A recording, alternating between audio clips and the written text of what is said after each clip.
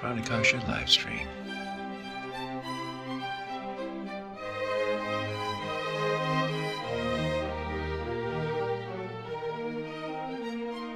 Hi folks, this is Matt from Pranakasha Productions, and today we are super fortunate to have Eric the Smoke Moran. Hey, Look at that, Matt? Hey, pretty good.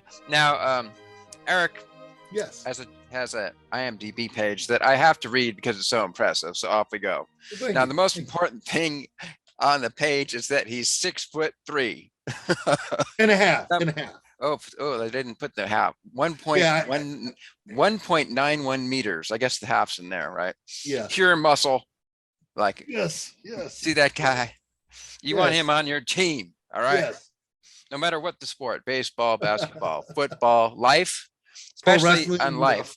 So now, Eric, if you know pro wrestling and stuff, then you probably know the Smoke. Eric was born in Philadelphia, formerly United States Marine. We got to talk about that because I was in the Air Force. Oh, okay. So yeah, so we got some stuff to talk about there. So you're a fly guy. Yeah, supposedly. I didn't actually fly any planes. I was more like I was a computer guy in the Air Force. Okay. But yeah, so you're a Marine, a professional wrestler for companies like Gorgeous Ladies of Outrageous Wrestling, Extreme Championship Wrestling, Cyberspace Wrestling, the Women's Extreme Wrestling. And Eric has appeared in television shows, including The Jenny Jones Show, Heavy Sedation. Eric is one of the founders of the Together Brothers Productions. And then is Together Brothers the ones that does Planetary stuff and stuff? That's that's my production company. And that's part of my production. Yeah. All right, we're gonna get into that. Together Brothers. I like that name. That's cool. Thank you. An independent film production company based on the East Coast. He's worked as a film writer, director, producer, and actor with over 10 independent films and web series like The Deep End, Legacy, and Trek Isolation. In 2014, Eric the Smoke became a household name in the world of cosplay when he hosted the Syfy channel series Heroes of Cosplay. His massive physique, cool demeanor, and confident style have led him to be a host for other panel events for celebrities, such as Matt from Pranakasha Productions. The Smoke has also been included in projects highlighting in the world of comic books for Big City Comic Studios, DC Comics as Freight Train. Oh, that's cool. So let's back up for a sec. So they modeled your character, and then you became a comic book character type of thing. Dan DiDio at the time, who was the head of DC Comics, made me an official DC comic book character, Freight Train. They did a big article about it and everything. And since that time, I'm established. And there was a show called Black Lightning on the CW, and they had a female version of my character, Freight Train. And instead of Eric Moran, of course, he was named Erica Moran. Here's a trivia fact that a lot of people don't know. My twin sister, Erica, she worked for Marvel Comics, and her name was Erica. So was when people asked me, "Oh man, we saw Freight Train," and people that know me that recognize the name automatically were Erica Moran. They were like, "Holy crap, we know that's your character. We know that's you. Are you good with that? Like, how do you feel about it?" I'm like, "Hey, it's still great because it's a reflection on me and my twin sister." So it was a win-win for me. That's cool. Yeah. All right, now we're almost done here. Yeah. Okay, so Freight Train, and then you're currently appearing in George Perez's Sirens, as well as the films Surge of Power and J.U.N. What's J.U.N.? J.U.N. Okay, whatever. J-U-N. Okay. The Spawn fan film Choices, and appearing in AMC's comic book Men. Sin. It might have been misspelled, but it was an independent film called Sin at the time. Sin, okay. Yeah. Jun. Not Sin. Jun. All right. The Smoke recently visits school to inspire and motivate kids, as well as participates in charity events such as the Peace Fund Games. And of course, the Smoke is the brainchild behind Planetary Union. And you guys just had your second... Actually, Planetary Step. Planetary Step, right. Planetary Step, which is, of course, involved with the Planetary Union. Yes. The union being the Orville universe. Also have a companion series, basically called Planetary Diary, where I get to interview not only my cast, my crew, but anything and everybody that's, whether you're a fan, whether it's part of people that are part of production of the Orville, whether it's the actors, stars, or anything related. Like I eventually plan on having you on my show and everything else. And so basically it's to show the love of how much, I've had people from Egotastic Fun Time, Orville Nation, Alyssa, just to name a few. Yes, my boy, Egotastic Fun Time, JP, my buddy. That's my buddy. So I've had a lot of and I've had people from the Orville, from Tom Constantino to John Cassar, Brooke Noska. I recently had Jay Lee on my show not too long ago. Peter Macon. So I do the deep dive. I'm like Egotastic Fun. You know, we go deep diving, and it's just to show our love, how much we love the Orville, and also we want to also expand on that. I'm trying to expand on that more and everything else. So that's cool. It's been a really big love, and I mean, I had a love for sci-fi overall. Yeah. So I mean, doing Trek Isolation was a springboard for me. That's so it cool. was just like, you know, when I did that, and I kind of made my bones, made my bones in the world of Star Trek. I knew there was sky's the limit. Sky's the limit. Yeah. So, there you go. Yeah. So speaking of Jay Lee, I actually went down to LA and heard him play his concert. Yeah. Actually, I was supposed to be there. I'm actually one of Jay Lee's students for Do Better University. Oh, okay. I was gonna say, I know. Yeah. I kind of. Yeah. Well, you got Do Better. I've got. We need no longer fear the banana. Yeah. I was supposed to be one of the, like a lot of my classmates, they were there at the concert, and I was supposed to be one of the students there. At the time, I was going to be heading out to LA because I was heading out to LA to do another film the following, like 2 weeks after Jay Lee's recital. So it was it was kind of a conundrum for me, because I'm like, look, I'm going to be flying right back out.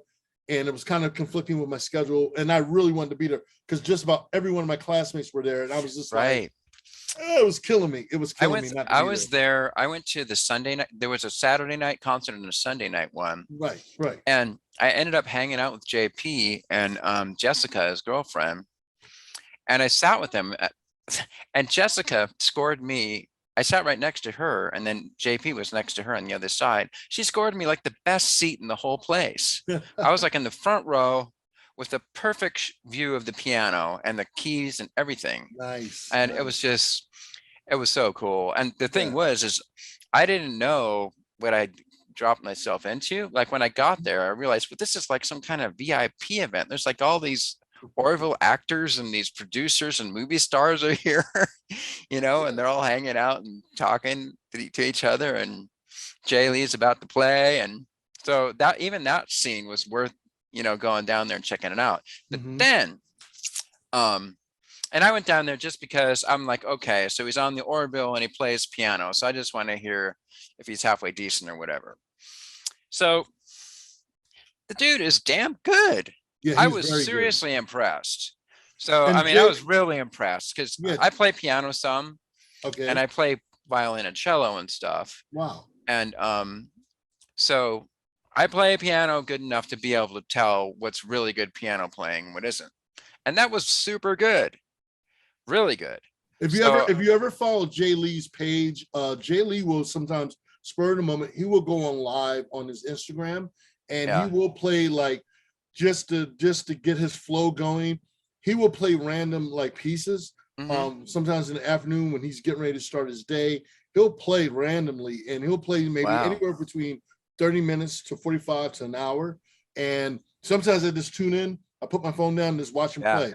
I used to play piano when I was younger. Okay. So you know what we're talking about then. Yes, I played classical and a little bit of jazz. And the funny thing is, I was just talking to one of my producers on Planetary stuff. We were just talking about how I have an ear for music. My sister would play classic. I would play a little bit of jazz. I haven't played in years, but I always had an ear for music. Like when I used to hate as a kid going to piano, like, you know, not recitals, piano lessons. As I got older, I learned to appreciate it because my dad played classical music all the time. So in our household, it was like, we had a piano in our living room. So it was that's great. Yeah. So it was always, my dad was always playing, and when I would hear certain classical music, I would like, oh, my dad used to play that. My dad used to play that. So when I would go on the key on playing the piano, I sometimes hear sounds and music and all. And I was just talking to somebody about it. And like I said, again, it would just come reading notes. That was it was a thing with me. So yeah, I totally get it. I totally get it. And I can appreciate it more as I got older. Yeah, it was very impressive because not only did he have all the technique, I mean, he played like tons of Chopin and a lot of Debussy. Basically, he played Chopin and Debussy, and that was it, except for one Hinastera piece. But he didn't play any Beethoven or Mozart or anything else that you usually have in a piano recital. But still, thing was not only did he have all the technique, but I really liked his interpretations. I really liked his musicianship. And what he did with the pieces, like he really understood the pieces. Yeah. So he has good discipline. He has very good discipline when it comes to playing. It was very good. Really, really good. And then also he's so good. He's kind of a comic, Yeah. Funny thing is, I realized, the character he plays in the Orville, right? Yeah. Where he pretends like he kind of goofs off and he pretends like he's just kind of a goof off and slacker. But in reality, he's like a genius, Yes. You find that out during the show. Well, I kind of got that's kind of how Jay Lee is in real life too.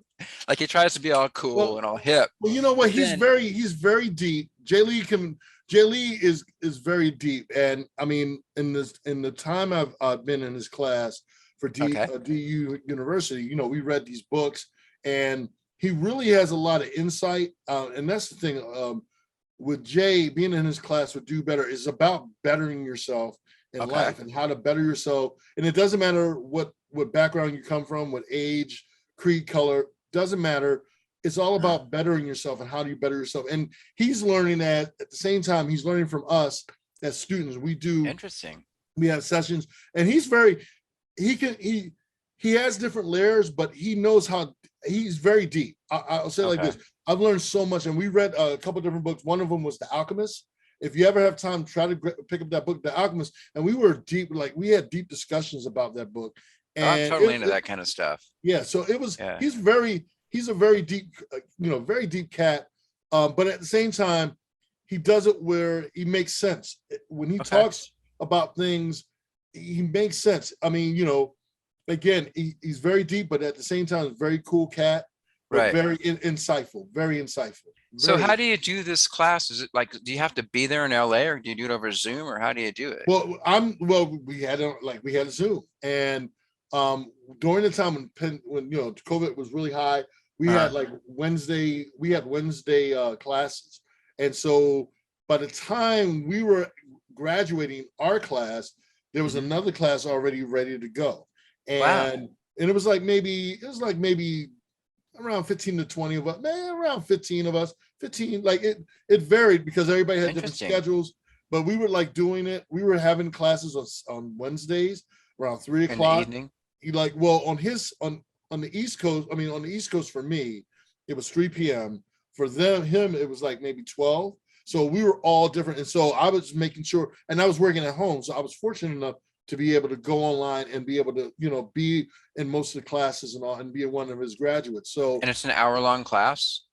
Yeah, we sometimes we go longer. Sometimes he would break out, and all of us as students would stay on, and we would still talk and everything else. So, and great group of people.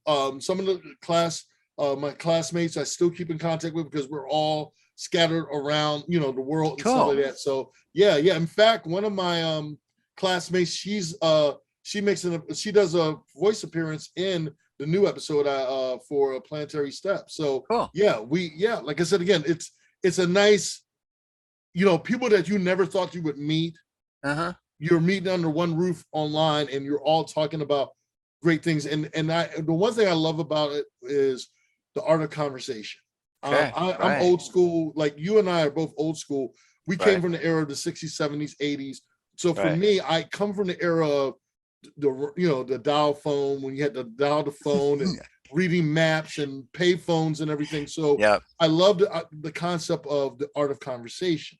Okay. Somewhere along the line, a lot of people lost that. And I don't mind texting. That's all right. It's only when you really need to, but I like being able to conversate one-on-one, being able to type, because things get lost in translation. True. When you're typing and texting. Right. You don't get the body language for one thing. Exactly. Yeah. You get the person more insight. Even doing this is more ideal. I like this too. I like being able to talk to the person and being able to get, like you said, the body action, the reaction from you, the reaction from me. We're being able to talk to each other without talking at each other. And I love that. I love that. Yeah. So it's very deep. And then by the time when you meet in person, it's like everybody's comfortable and all this stuff. Like even you already know each other. Yeah. Like JP and I, we've never met in person, but when we talk online, we talk on the phone. It's like we've known each other for a long time. And that's what I love. I love the art of conversation. That's cool. Well, I'm gonna have to hit you up for that. Like, is he still doing those classes?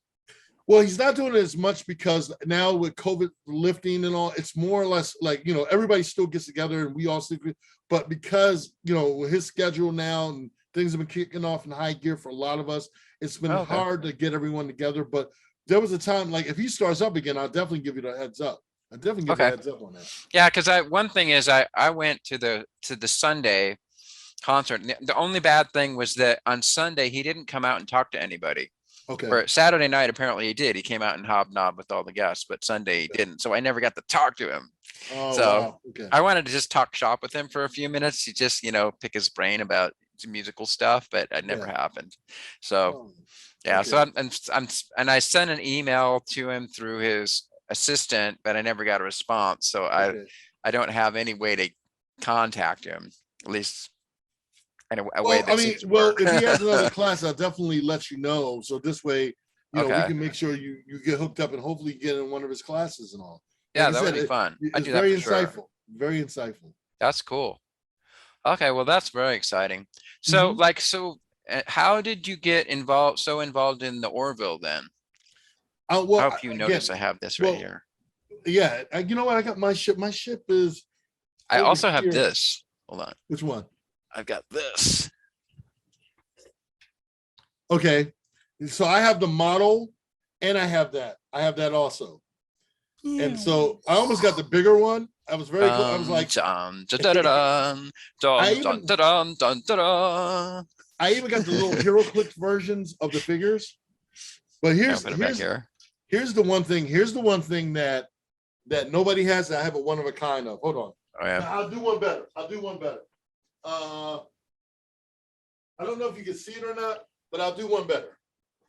I see a beautiful purple nebula. And of course we got this too. Hold on. But now that we're looking for stuff, I have proof that I was in the Air Force. See this right here? Staff Sergeant Matt. I was actually in the Air National Guard, so some people don't consider that the real Air Force, but still, I kind of do. You served. Like I said, then this is something that, again, that hasn't come out, but I had gotten my whole cast this and everything. I got them custom made, and that is a bobblehead. Actually, pop figures of my of Orville, Planetary Step pop figures. That's Planetary Step. Yeah. Oh wow. Yeah. See, a matter of fact, yep.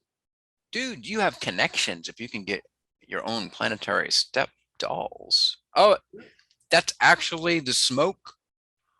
Well, Captain Juro, my character, Captain Juro. Wow. Planetary Step.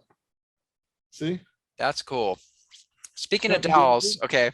Now we can go into episode 2. Am I allowed to do spoilers about episode 2?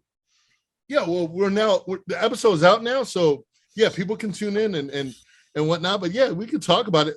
Right. Woo! Spoiler alert! Spoiler alert! Turn off your ears. Let's let everyone know now. Episode if you have not seen episode 2, and you want to see episode 2, this is the time to come off before we start talking about episode 2. So in 3, 2, 1. Okay, we're going to talk about episode 2. You've been warned. Go for it. So what gave you the idea to do a Muppet episode? Okay, well, first off, I have been an avid fan. Avid fan. I grew up again, 70s growing up. I grew up on Sesame Street, The Muppet Show. I've been a big Jim Henson fan. I've always been a fan of puppets, puppetry. And so since a kid, I've always been, I wanted to have my own puppet. For years, I was on, as you read on my IMDb, I did a show called Heavy Sedation. Heavy Sedation was like the inner city version to the Twilight Zone. Oh, wow. And so we would do stories that took place in the inner city and everything else. And one of the stories I wrote was it was called The Flip Side. The Flip Side was about a guy who, high business guy, he forgot where he came from type guy. And he was treating people along his neighborhood like they were trash. He treated them like they were trash. People were asking for money. He was just like push them aside. Little kids, he would bump along the way. Yeah, I don't care. Get away, kid, don't bother me. So one of the kids that he bumped said, "You don't like it. How would you feel if someone treated you like trash?" And he said, "Yeah, whatever, kid." So one day he goes home, he goes to bed, he wakes up, and he wakes up as a puppet. So we did this short, and like he got a chance to be treated like crap, and then he realized that he had to turn his life around, and it was a lesson to be learned. But we never got a chance to air it, and we did a short we did a short for it, but we never got a chance to put it out there. So moving forward, here it is, like almost 11 years later. Okay, I'm sitting back and we're putting together the series, and I put together some idea episodes that I want, for story arcs for the season 1 of A Planetary Step. And one of the episodes I wanted to do was I wanted to put the episode together where Captain Gerald becomes a puppet. So my treatment was, I'm like, okay, I want to put together Captain Gerald becomes a puppet.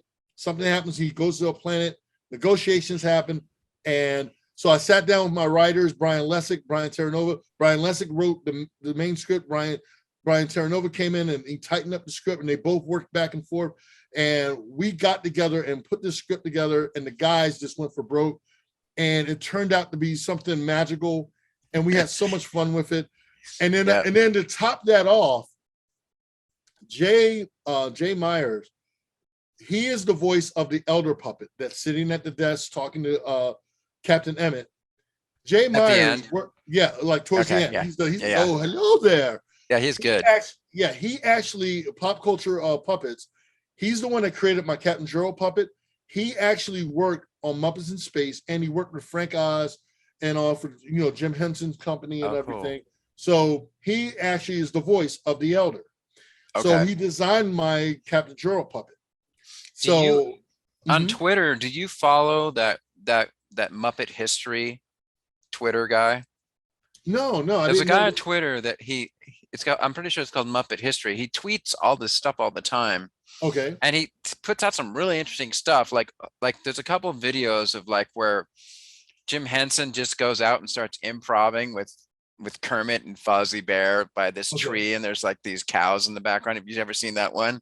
No. I'll send it to you. It's super funny. Yeah, it's all improv. They're just doing it for the hell of it. For some reason, they turn the cameras on, and they do this thing where like where Kermit finally says, well, Fuzzy, you're not a real bear. Fuzzy goes, what? He goes, no, you're not a real bear. You don't have fur. You've just got like foam rubber hands. You don't even have teeth. And Fuzzy starts freaking out. He's like, what? I'm not a real. And the whole thing's off the cuff. They just make it up on the spot. But it's totally hilarious. Wow. So those guys were so good. Well, and the funny thing is with Jim Henson, like I followed his career for a long time. And there was a they just put on HBO Max our Street Gang, and it was about the whole thing with Sesame Street. I just bought the whole original 1969 to 1980s box set of Sesame Street. I have the original set of Muppet Show on Blu-ray. And the thing is that like like I said, I've been an avid puppet fan. I love puppets. Right. I even have some original big puppets of me and all. And I'm doing a spin-off series based on this episode. I'm going to be doing it's going to be these little mini skits. It's called Puppetary Union, and it's going to be based around Captain Gerald's puppet and everything else. But the thing is, like the little puppets you saw on the show in the episode, they were called Whatnot puppets. And the Whatnot puppets were based around Jim Henson's creations and all. And you can match these puppets. I bought like 8 of them online on eBay and everything else. I was buying them up for this episode. And we had Can you like take off their noses and eyes and stuff? Put the okay, cool. On. And so Joe Colton made the black cloths. He made the uniform for her puppet and everything else. And then my buddy Magnus Hammerhand, who plays as Lieutenant Hall, the officer, my officer who's very childlike. He's like, what? I don't understand what's going on. He basically helped me design. He's also one of the puppet operators, him and his son, and besides yours truly. So we just had a lot of fun working with the puppets and all. We're going to plan on probably doing a little outtake episode and all, showing the behind the scenes. But I will say this. This episode was a very challenging episode. It took us almost half a year to get this episode done right. We had to go do a lot of revisions. It was very challenging for us as a production crew. We had to go through a lot of changes in order to get it right. We had to do a lot of rewrites just to get it right. And I think it was with the production crew. We built a new sound stage, production stage, and everything. Oh wow, you built a whole, because it was all in green screen, right? It was green screen. For our production end, Jim Panetta, he has his own production company. I worked with Jim in my early days when I would do myself and Brian Terranova. We had this Doctor Who series called Legacy. We worked with Jim in the past. So Jim had his own stage area and all. So he built our Eisenberg bridge set and everything else. So we built it from scratch, and he has a green screen set and everything. Our visual effects producer, Jace Griffin, he does an amazing, incredible job on everything that you see visually. That's all Jace's wheelhouse. He does an amazing, incredible job. I cannot forget to give him all the props in the world for doing such a great job. You have Adam Mullen. I hope I'm not pronouncing his name wrong. Adam Mullen, who does all the music. He composes all the music for the series. Yeah. And I noticed that the music's really good. Yeah, I'm a composer too. I don't know if you know that. Oh, okay. But I like in my series, I wrote all the music for the first couple of minutes of Egotastic Track. Oh, okay. So it's a lot of work. When you write an orchestral score, it takes a long time to get it up to shape, up to snuff. So there's a lot that goes into that. Yeah, and Adam, man, he's amazing. And so it sounds good. Yeah, so it as I was telling someone else, it's the coming together of a perfect storm. You have Brian Terranova, who's my main series director now. And since we had him on board, it's the coming of a perfect storm of all these great elements. Right. You have a great amazing cast. So everybody who's on board, we hit stumbling blocks, but we've been knocking them down, and everybody has been contributing, helping, and I'm learning as I go. Right. I've made some mistakes along the way, but I'm learning as a producer. I'm learning as I go. But again, as a group, I have an amazing group. I would not ask or change them for anything in the world. These guys are amazing. I love them to death. It's a great team. And you asked me a question earlier. What got me started to do the Planetary step? Well, It was a couple of things. I was an avid Star Trek fan. I did a Star Trek series called Trek Isolation. I always wanted to do a Star Trek fan film because again, I grew up on Trek, and I was one of the only, myself and another gentleman by the name of Dave Turner. We decided to come up with a series, original TOS series, and we were inspired by Starship Farragut, working with John Broughton. John Broughton, we were like a spinoff of his series, Starship Farragut. And we were the only series that have Stan Lee appear in our series. So Stan Lee appeared in our 2 vignettes that we did leading up for Star Trek, Starship Farragut. And so we had him play as an admiral, which was great. And so we had him on there. But then when everything happened with the whole shift of rules and regulations for fan films with Star Trek, we had to put everything on hold, and then we never got a chance to finish up what we wanted to do. And so for a while, I was kind of like, I lost a little bit of motivation. Okay. But then I remember when Orville came out, and I loved the Orville. The season 1 of the Orville blew me away. By this time, I was already. What's your favorite episode? Whoo! It's too many. For me, it's the Battle of Earth. For the Battle of Earth was like the 2-part episode for season 2 was without a question. Okay. That's like my, that's my favorite 2 episodes, because it's more than one episode, because every episode hit a different bar for me. Right. But I will say this, for as I'm watching the Orville, at first I thought it was going to be lighthearted. It was going to be a little bit like Family Guy, because I love Seth MacFarlane's work. Right. Kind of Galaxy Quest type of thing too. Right. But Seth MacFarlane was a Trek fan, because Seth did fan films for Star Trek as well. I saw that. And he's a Star Trek alumni, because he was on Enterprise. A lot of people don't know that. Yep. So when he did it, and by the time he kind of started slipping in the storylines, and they got a little bit more deeper in story, and I loved the direction he was going, I was really like motivated. I got reinvigorated. And so when I did my uniform, I bought an Orville uniform. Not too many people I didn't see out there were cosplaying in any uniform. So when I wore my uniform, I remember posting it on Twitter and sending it to Seth MacFarlane. I said, ready for season 2, ready for duty for season 2. Seth posted it, and he said, this guy, and he did a nice post about me, like a quick post. And people were like, you need to get this guy on the set. No, you need to have this guy on the set. And I was like, holy crap. And I started brainstorming. I said, what if I did a quick, like short, Orville short? And then not too long afterwards, my good friend Aaron Eisenberg, who was on Deep Space Nine, who played as Nog on Deep Space Nine, he unfortunately passed away. Right. And of cancer, right? Was a kidney. He had kidney issues. It was kidney. Because he was young. He was like, what, like 50 or something? Yeah. Mm-hmm. Yeah. Yeah, because Aaron and I were close in age. So it kind of, and I had just saw him like maybe a couple months prior before he passed. So, and he was planning on coming here to Philly to do an appearance, and we were going to get a chance to hang out some more. And so it was kind of really kind of put me in a depressed state. And now, was it sudden, or did you know that he was? No, it was sudden. It caught everybody off guard. It caught all of us off guard. Oh, really? Okay. Yeah, but he was the one thing about Aaron. Aaron was a very upbeat, positive person. He didn't let his illness or his, get in the way of what he loved in life. He loved life and everything else. So that was the thing. And he was very, very vocal, but he was a very upbeat person, and just it's such a bummer. Like, fun. I mean, I know a couple people, like one of my favorite cousins, same type of deal. He was just a go-getter, just totally upbeat type of guy. And then he was like 50, I don't know, mid 50s. And then this summer he suddenly found out he had some rare form of cancer.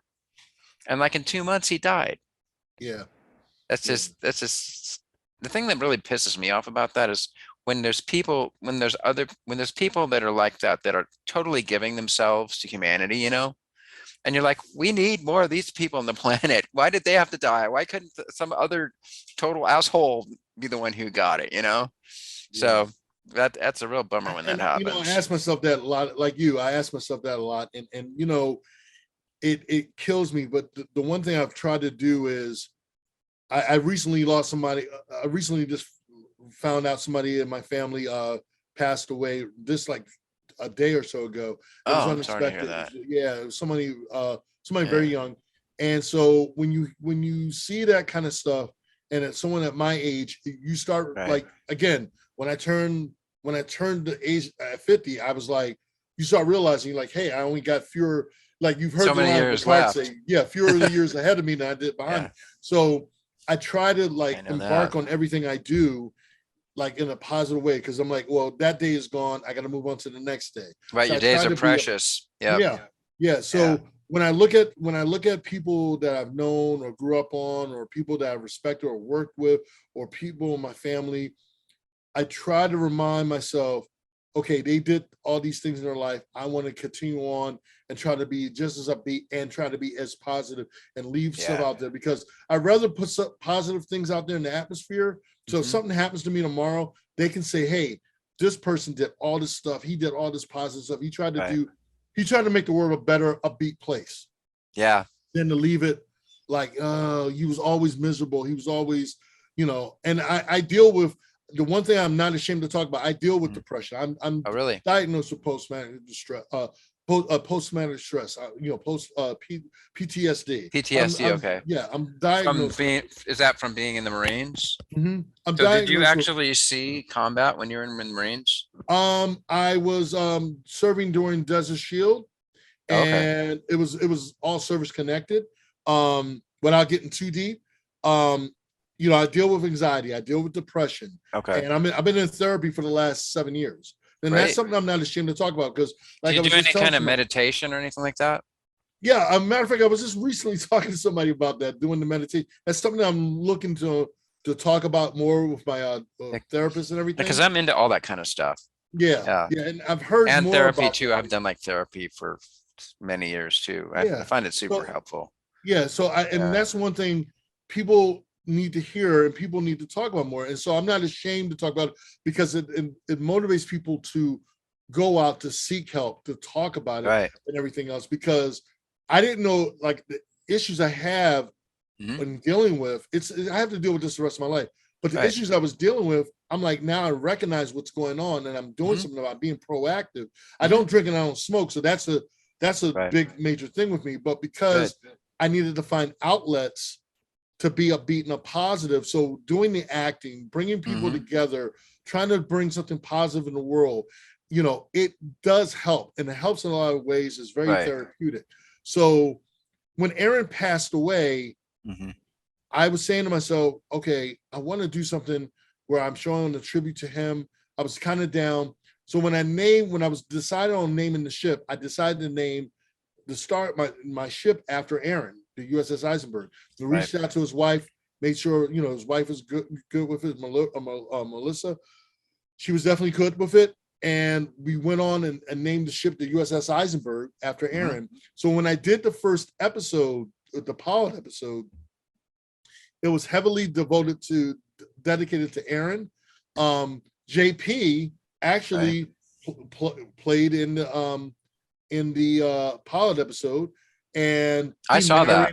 Yeah, he narrated long time ago for me, and so it just hit all the beats. People responded so well to it, and the one thing that everyone was asking, are you going to do a series? Are you going to do a follow-up? Are you going to do? And so I decided to make a decision and said, you know what, I'm going to do a series. And that's kind of how it started off. And it was kind of hard at first, because we were like, hey, we're in COVID. How am I going to shoot this episode? So we were sitting back, we shot the episode, and, listening to the fans' reaction to the episode, we're like, okay, we're listening to the fans. We got to get better on it, learning the pros and cons from it. And we're trying to do every episode, we're getting better and better, story-wise, writing-wise.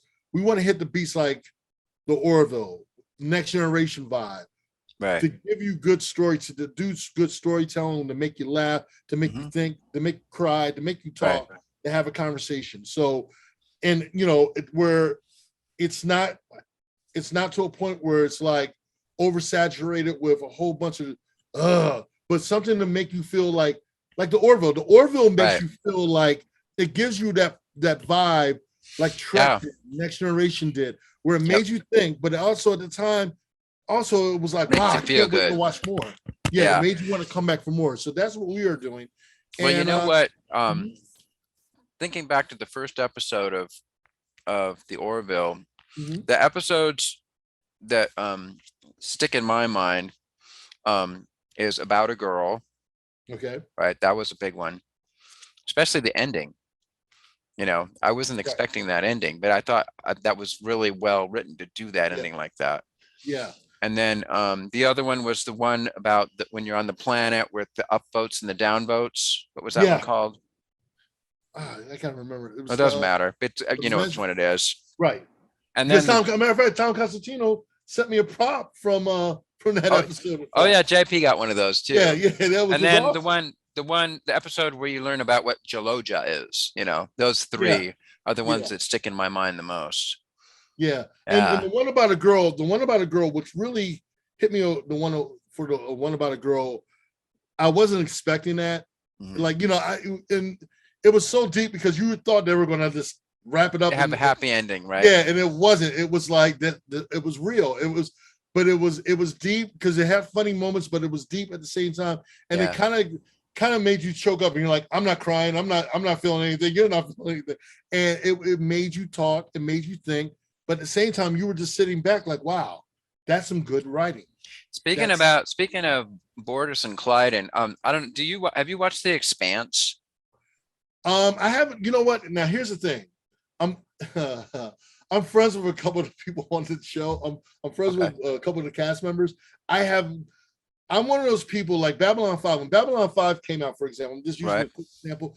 When Babylon 5 came out, I kind of caught it midway, like towards like fourth season, going into fifth season. So what Okay. I did was I waited till the entire season, like the entire series played, and And the then watch movies it were all. coming out. So I didn't want to. Right. And so it's one of my most watched sci-fi. I own the Blu-ray sets and all that. Okay. With The Expanse, I know this was the final season coming up. So I'm like, Yeah. I started watching the beginning of the first season, and then I had to stop because I'm like, I was doing all this touring and everything, and I was Well, like, I got to come back and watch it. And I got the to reason why I ask about that is because Fred Coleman has a big role in The Expanse. He plays right, Fred Johnson, and right. his character is so much different than Clyden. Because Yeah, like in The Expanse, his Fred Johnson character is a total badass, and he's really good. And so, and when I found out that he was the same actor as the guy playing Clyden, I'm like, no way. But then yeah. I listened real close, and I'm like, yeah, that is the same voice. But if there's like an opposite end of the spectrum, totally. Mhm. So Yeah, yeah, it's surreal. I mean, and that's what's so cool about it is when you can I think it's cool when you can jump from one show to another and they're all in sci-fi. I have a lot of respect for a lot of these actors that get to stay in the world of sci-fi and they're like, hey, I know my like I've done other TV shows. I did a show right before COVID. I did a show called Dispatches from Elsewhere for AMC. And I was doing a lot of background work for that series. And I was doing scenes with Richard E. Grant. So, and again, it shot it here in Philly and all. It was a great series. Sally Field was in it. oh cool. Yeah, it's if you catch it, it's on AMC right now. It's Okay. called Dispatches from Elsewhere. I was in episodes 9 and 10. And it was great series. Loved it. And it made you think. It was one of those, and it all took place here in my hometown.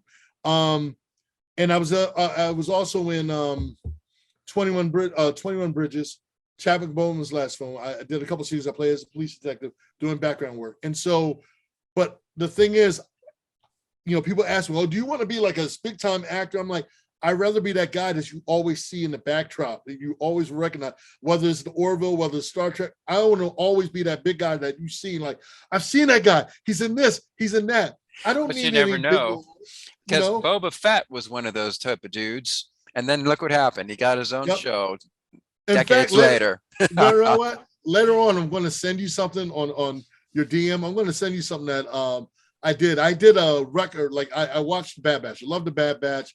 I cosplayed as Wrecker earlier this year. And again, this is like the last year and a half I've started tapping more into Star Wars cosplay.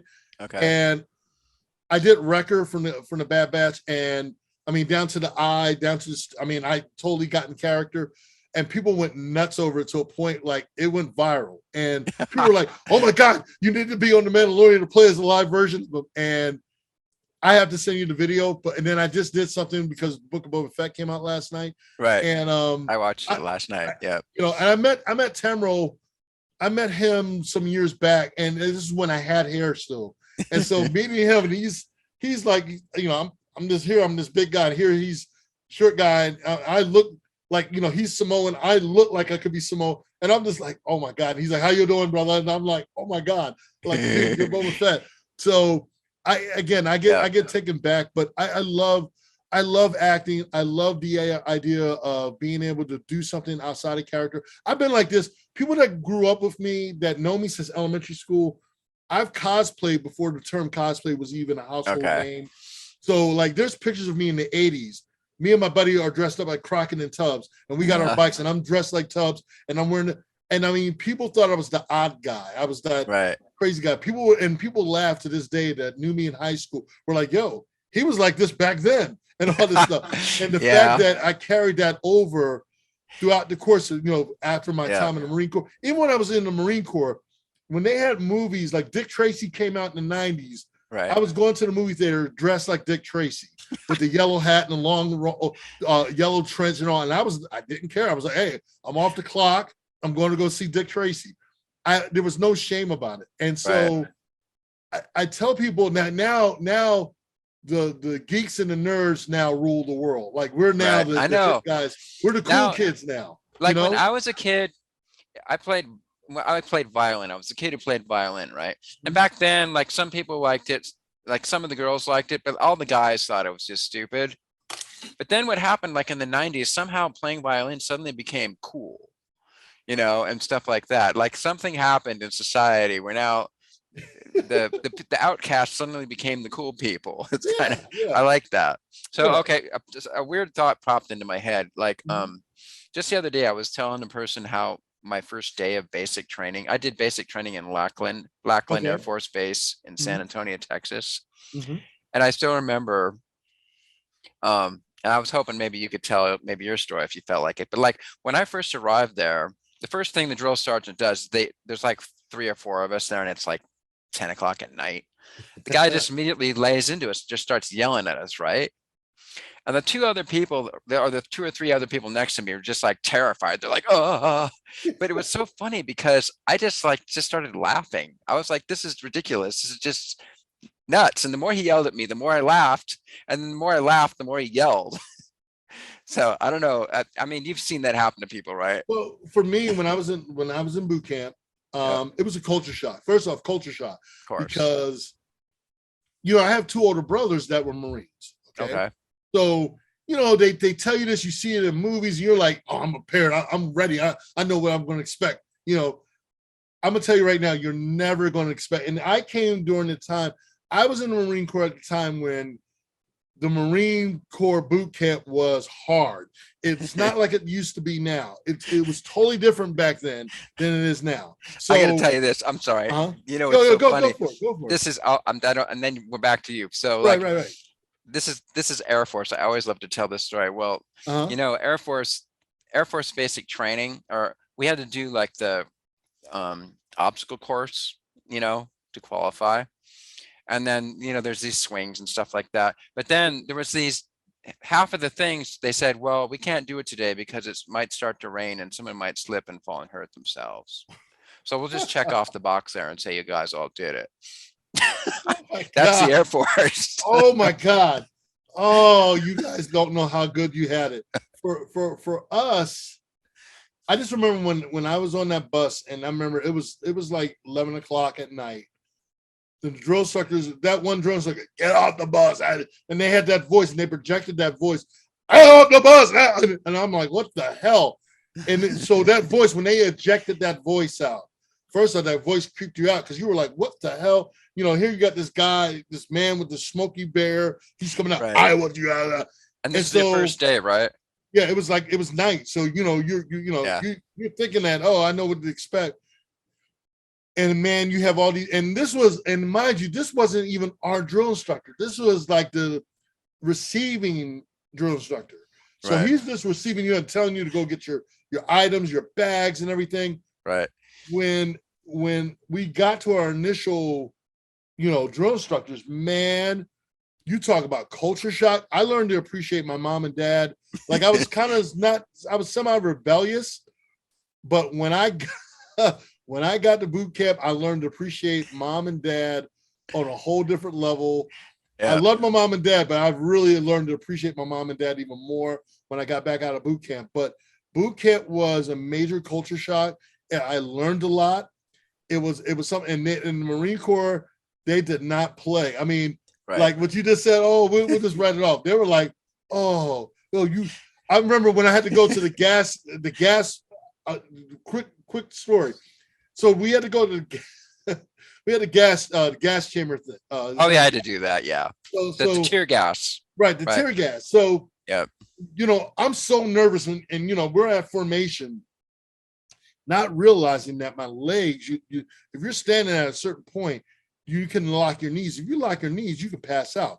Not knowing that, because I was so freaking nervous, I passed out. Mind you, I had to, I just totally passed out because I was so nervous. So everything went, mm-hmm. And I wake up, I look up, all these drill instructors looking up, get up, no, I want to get the fuck up. I'm like, holy so not only so they decided, oh, okay, you want to pass out before you go in. Not only did they put me in there, they put me in there for an extra 5 minutes. Oh, fun. And so then when I had to take off my mask, I had to hold it. And oh man. And so everything came out of my thing. Yeah. So I remember that. that was so they, they didn't go easy on me. Let's just say like that. They never went easy, especially knowing that I had 2 older brothers who were Marines. And one of my brothers, their drill instructors were upstairs. I was hotel company, he was I company. And knowing the fact that my brother was the platoon guy. He was the guy that was like tip top Marine. He was the so I'm coming in. I'm the little brother coming in. My brother's already gone, and they're like, "Oh, you're moron." They called me moron. Oh, you're moron. Yeah. They called my brother moron. Oh, you're moron's little brother. And I'm like, oh my god. So it was something. It was something. Yeah. So, but again, it was an experience. Right. I wouldn't change it for the world because it helped me become the person I am. There were some same with me. some good points and there were some bad points of my experience, but I wouldn't change it for the world. If there was some things I could avoid, I wish I could avoid it. But as life throws you these things in order for you to become a progressive person, even through the hardship. So yeah, like I said again, looking back on all that, it's part of who I am. It's part of my chapters in my life. So yeah, and in doing everything that I'm doing now, both in entertainment and I have all these notches under my belt, all these things I've accomplished, and it feels good to know I've accomplished all this stuff. But I think it's even much fulfilling for me to bring a group of great people together, a great group of talent. And mind you, I do the series as a crew. We do the series, and we're not making any money out of this. Right. We're not doing this for profit. We're doing this for the simple love of our fandom for the Orville. We're doing it also as a way to help people in my crew, my production crew, to show off their talent. So this is their way of saying this is their real. If anything, this is their way of showing the other, like whether it's any of my writers, visual effects, any of my actors, this is them to say, hey, I've done this. This is some of the work I've done on my little mini series and all. That's what gets people noticed. For me, at the end of the day, it's like I can say I did this. Have you guys thought of? Have you thought of, or have you thought of like getting a booth at like a Comic-Con type of thing? Well, I've appeared at so many Comic-Cons as I've been a guest for Comic-Cons. Okay. I've been a director for Great Philadelphia Comic-Con here in Philadelphia. I've been on tour with Wizard World. I've hosted to celebrity panels for different celebrities. So yeah, I've been on tour with Comic-Cons as a pro wrestler and as a cosplayer. Oh, okay. So yeah, I've been doing that. I've been doing. Because I was thinking, like, I was at Star Trek Las Vegas this summer. I totally got into it. So I kind of sniffed around and I found out like you can get a booth in the vendor room. Yeah. For like $650.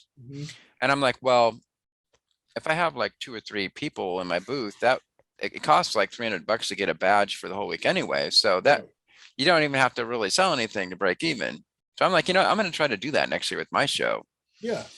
For me, I've been fortunate enough to have been asked to be on for shows actually on a panel, right? And I've been on panel and I've hosted on panels, and so that's a big honor. When you get recognized for the work that you do, and I hope that happens for you. I hope that people are smart enough to say, "Hey, Matt, we want you to come out as our guest." Not well. Now I know Vance. You know Vance Major, right? Oh, Vance plays as Admiral Menard in our first episode. Yeah, I met Vance at Star Trek Las Vegas. Okay, fact, I'm going to be interviewing him tomorrow.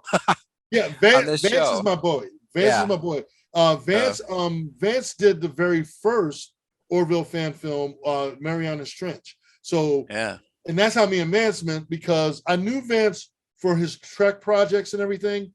And so when I did mine's, I didn't realize that he had his, and we coordinated with each other. And I said, Vance, I want you to be on my series as Admiral Menard. And he was like, yeah, dude. And I plan on bringing him back. And we did the first episode. He appears as Admiral Menard on my series. And then I appear on his series, on his Trek series as well. And so we hopefully going to, and I'm going to be doing some stuff with him next year and everything. Cool. But yeah, Vance is an awesome dude. That's what the fun thing about this is, like, it's just fun meeting all the people. Yeah. So like, and it seems like if you meet a couple, then you make friends with them, and then they're friends, and pretty soon there's a whole community. It's kind of fun. Believe it or not, when I went to Trek Vegas for the first time in 2019, before COVID, pre-COVID. Okay. So that, like, when I mentioned about Aaron, that was the last time I got a chance to hang out with Aaron. Okay. So I knew a lot of people in the Star Trek community, both in the different Trek series, as well as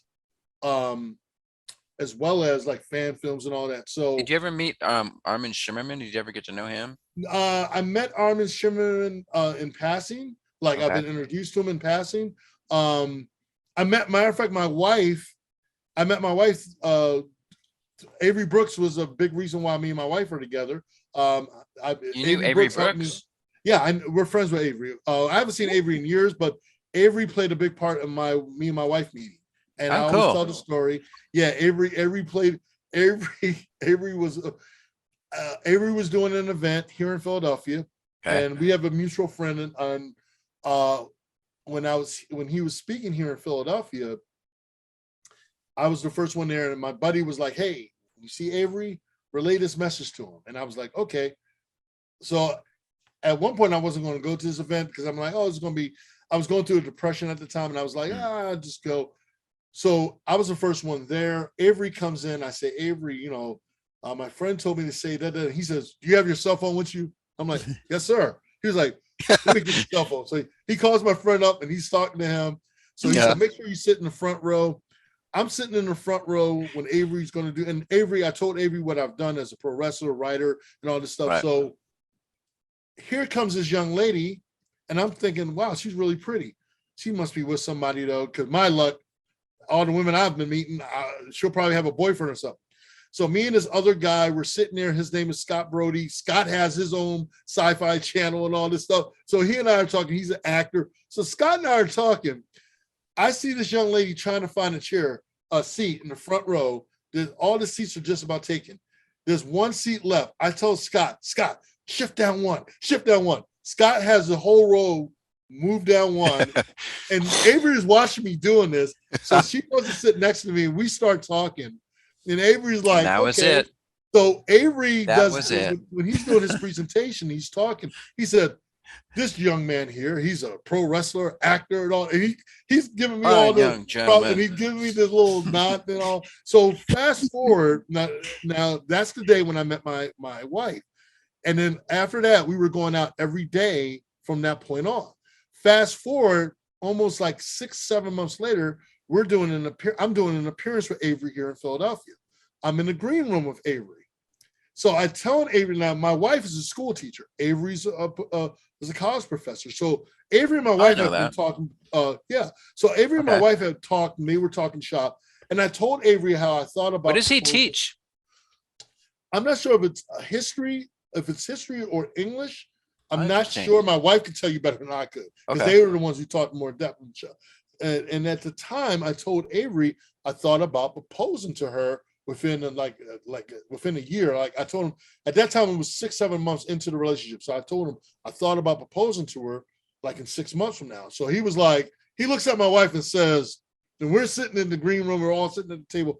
He looks at my wife and says to my wife, "What is it about the smoke that you love? Smoke, you can't say nothing." Now, me, the big kid fan of me is like this. "Oh my God, the emissary is asking my wife, my girlfriend, oh my God." And I'm like, and so my girlfriend at the time, before she became my wife, is like, "Well, he's like this, and I love him." And I'm sitting there like this. So here it is later, by this time me and my wife are established. We got married. This is like 2012 now. Okay. Avery's doing a signing. And so, because we invited Avery to the wedding, and Avery couldn't make it because of his schedule. So we got Avery, they videotaped our wedding. So Avery was doing a signing. Avery stopped everything when he was doing the signing. He had a long line. He stopped everything and he saw us. Avery was like, hold on, everybody. He sees us. We wanted to thank him. We gave him, our little wedding thank you to him. And Avery is just the most gracious cat you will ever meet. Very deep. Cool. I mean, seriously, he will always have a special place in me and my wife's heart, because again, Avery played a major part. And again, he means a lot to me and my wife. He means a lot to me and my wife. So yeah. So Avery played a large part. But what is so cool about Star Trek Vegas is that when I went to Vegas, that was, like I said, it was my first time going to Star Trek Vegas. It was a lot of people that either knew me in the Star Trek community or people I met for the first time. It was so embraceful. It was my first time dressing as a Klingon. So we were like professionally looking like Klingons. People were like loving it. What was so cool is I met this gentleman who ends up being one of my cast members for a Planetary Step. Okay. His name is Kelly, and Kelly and I we bonded instantly because he was dressed like Worf, and here I'm dressed like Martog. And so, yes, JG, yes. Yes. Okay, you got to see this. Sorry. He's such a great, awesome dude. This kind of things happens, but okay, hold on. JG was there when I was there. Uh-huh. I got a great story. I won't tell it, but check this out. This is him in the pirate hat. Okay. Wait. Yeah. Yeah.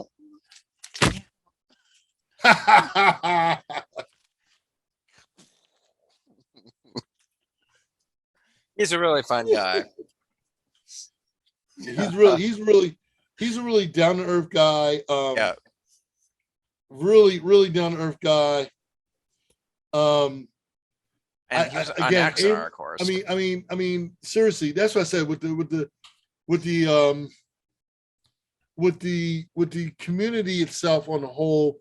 One of the most positive, upbeat communities, especially when you're going out there, meeting people for the first time, interacting. So it was very embraceful. I just loved it, man. And yeah. And it reminded me of how things you hope that the world can come back to its senses. Because that would be nice. Yeah, I mean, it just reminded me of better times. Yeah. Before all the craziness came about. And everything else, excuse me. And so the thing is that, and like I said, through that, I end up having Kelly Davis, who's now playing as he plays his head of security on Planetary Step as Lieutenant Commander Valdor. So again, it's one of those things for me when I meet people and we have common likes and we think alike, we have common, not so much think alike, but we have the same kind of vibe. Like JP's like that. Right. We have the same kind of vibe, and all we want to do is promote positivity. We're not trying to get caught up in toxic, crap and stuff. We just want to talk about positive things, bring positive people together. It's something that needs to be put back out there, because to me, the real virus to me is stupidity, and the real virus to me is this negativity. That to me is the real virus, and we need to get back to being positive or semi-positive, and I know it may sound a little hokey, but for me, I've always believed in the idea of, we know not everything is going to be perfect. We know that things are not going to be ever 100%. The older I've gotten, I just come to a realization that, hey, man, let's use our common sense. Let's talk to each other, like I said earlier, instead of talking at each other. Right. It may sound corny, and I came from the era where we used common sense. I mean, thank God for PSAs when I used to watch cartoons back in the day, because they helped out a lot. Schoolhouse Rock. Hey, man. Yeah, I remember Schoolhouse Rock. We had that, So, I mean, again, but I think that's one of the reasons why I love doing these fan films, fan shorts and everything. to be able to tell stories, to be able to bring people together, to tell our stories and all. And I think the biggest reward is being able to have people react. Like with episode 2, people have been reacting in a positive way. And I'm like, oh my God, please let people like this. Please let people that people like it, where people entertain. So, that's what's important to me. I'm gonna hit you up. So like, I mean, when Star Trek Las Vegas come around, if I get that booth, I mean, see, I ended up spending the whole time in that vendor room, where it was the room where everybody at the booth selling all this stuff, kind of stuff, But also there were tons of Star Trek actors in there on their tables. Yeah.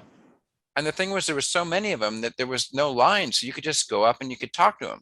Yeah. And then, so I totally got off in that. I was like, okay, I don't even have to go at anything else in this whole time. I'll just stay in here and get to meet all these different actors. So that was super fun. That's also so that's how I met Vance too, and also met the Axnar folks and everything. And so, and I'm like, well, and then when I found out it was like $600, so I'm like, well, I can afford that. So I'm gonna do it. So if I do it, I'm gonna call you up and say, hey, come on over to our table. We'll give you a Planetary Step can have half our table or something like that. Look, I would just come out just to show my support to you. I mean, I've been talking about it with Joe Colton, who plays as Captain Emmett on the show. She was the one that got me motivated to come out in Vegas in 2019. So we've been talking about coming back out there when things are a little bit more calmer and all. So I thought about doing that. I mean, the thing is now, I'm in a new film.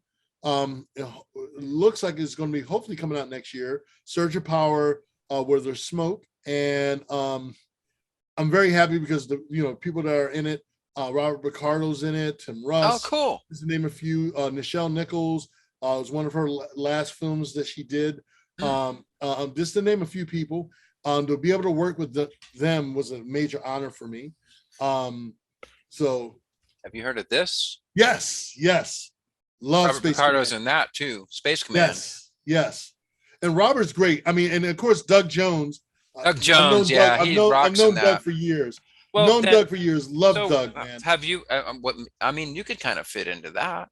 Did they ever ask you to try to get the smoke in on that deal? Well, no. At that time, when I found out about Space Command, I think they were already in the middle of like filming and all. So by the time I found out, by that time, I think they were like already in the middle of production and everything. So by the time I heard about everything about Space Command, I was like, doggone it and everything. So, if the opportunity presents itself where. Well, I kind of know Mark Zickery. Like I went down to San Diego Comic-Con, which is this thing here. Okay. And I went down there because I got invited to go out to lunch with Mark Zickery, a couple of Space Command actors, and a couple of the donors. Okay. So anyways, I mean, he's super busy, obviously. I mean, that guy juggles so many balls. Yeah. I don't know how well you know him, but anyways, I mean, who knows? Anything's possible. I've seen him on your show, and I've seen him on Egotastic. So yeah, I've watched a couple of the stuff he's done with him and his wife and everything. So I like, when I watched a couple of the episodes of Space Command, I thought it was really good. I thought Doug was great.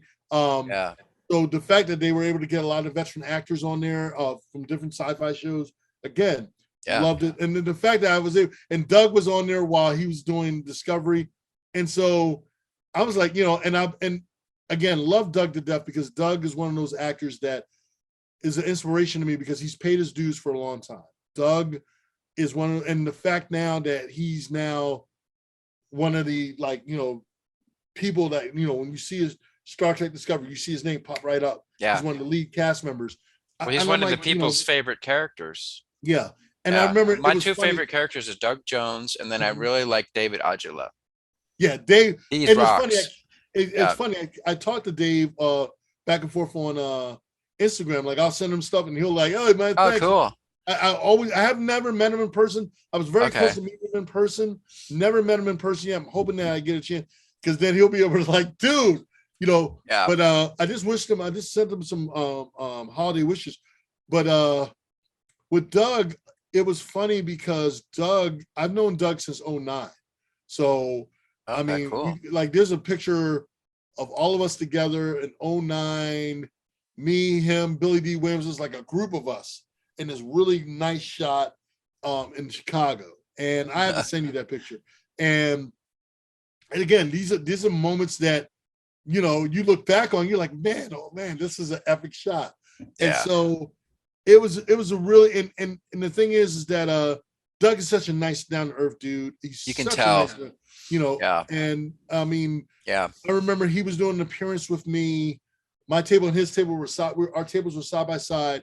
Cool. And Doug was just finishing up season 1 of Discovery.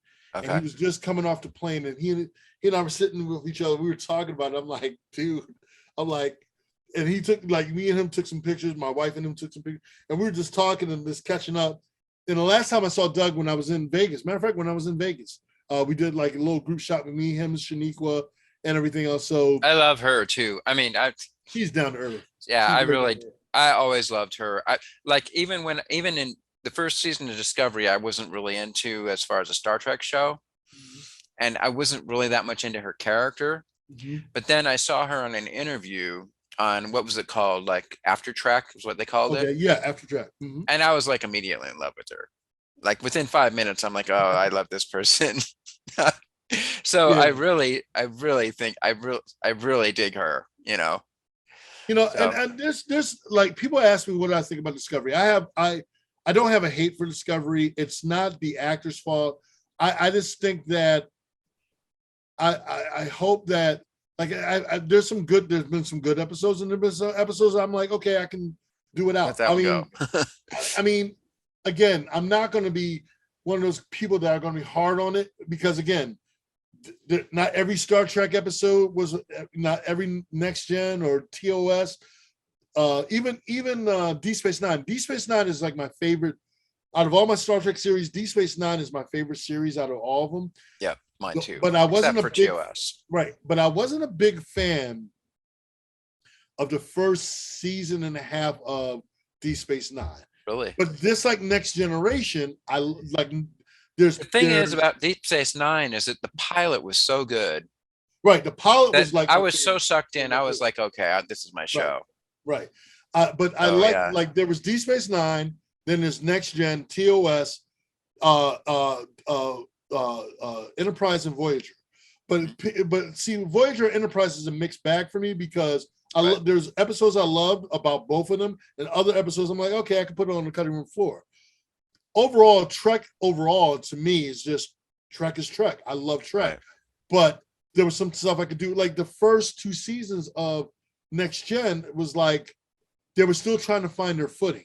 Right. So I didn't even watch Next Generation for like 5 years. I refused to watch it. Wow. I was when it first came out, I was like 19 years old, I think. Okay. Or maybe when did it first come out? 87 or 88? Yeah, it was like 87, 88. Yeah. Okay, so that means I was 22. Okay. And I'm like, I'm not watching Star Trek when the captain's bald. You know, and I didn't like the way the ship looked. And then when I saw the warp core, I'm like, that looks stupid. It's just got a bunch of fluorescent lights on it, you know. I'm not going to watch this show. This show's dumb. So I'm sorry. I watched it.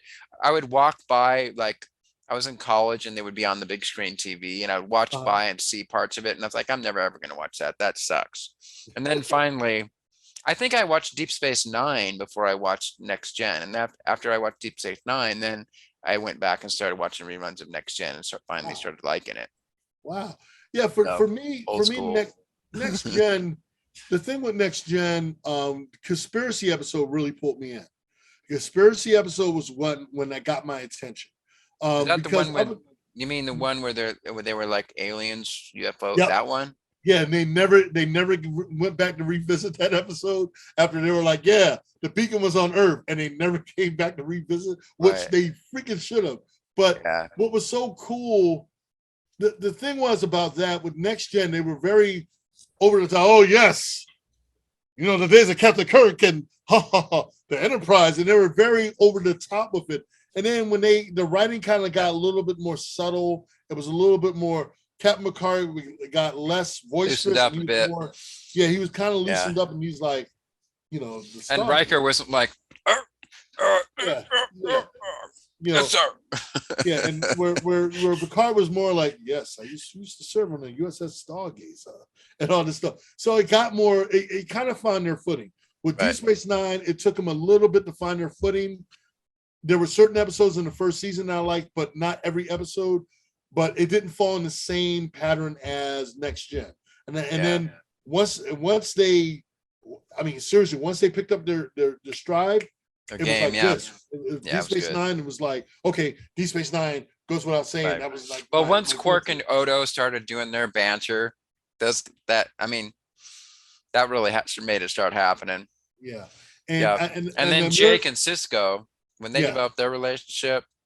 Yeah. And at that time I was a single dad. So for the first episode for me, my daughter at that time, it was 92. My daughter was just like maybe not even one yet.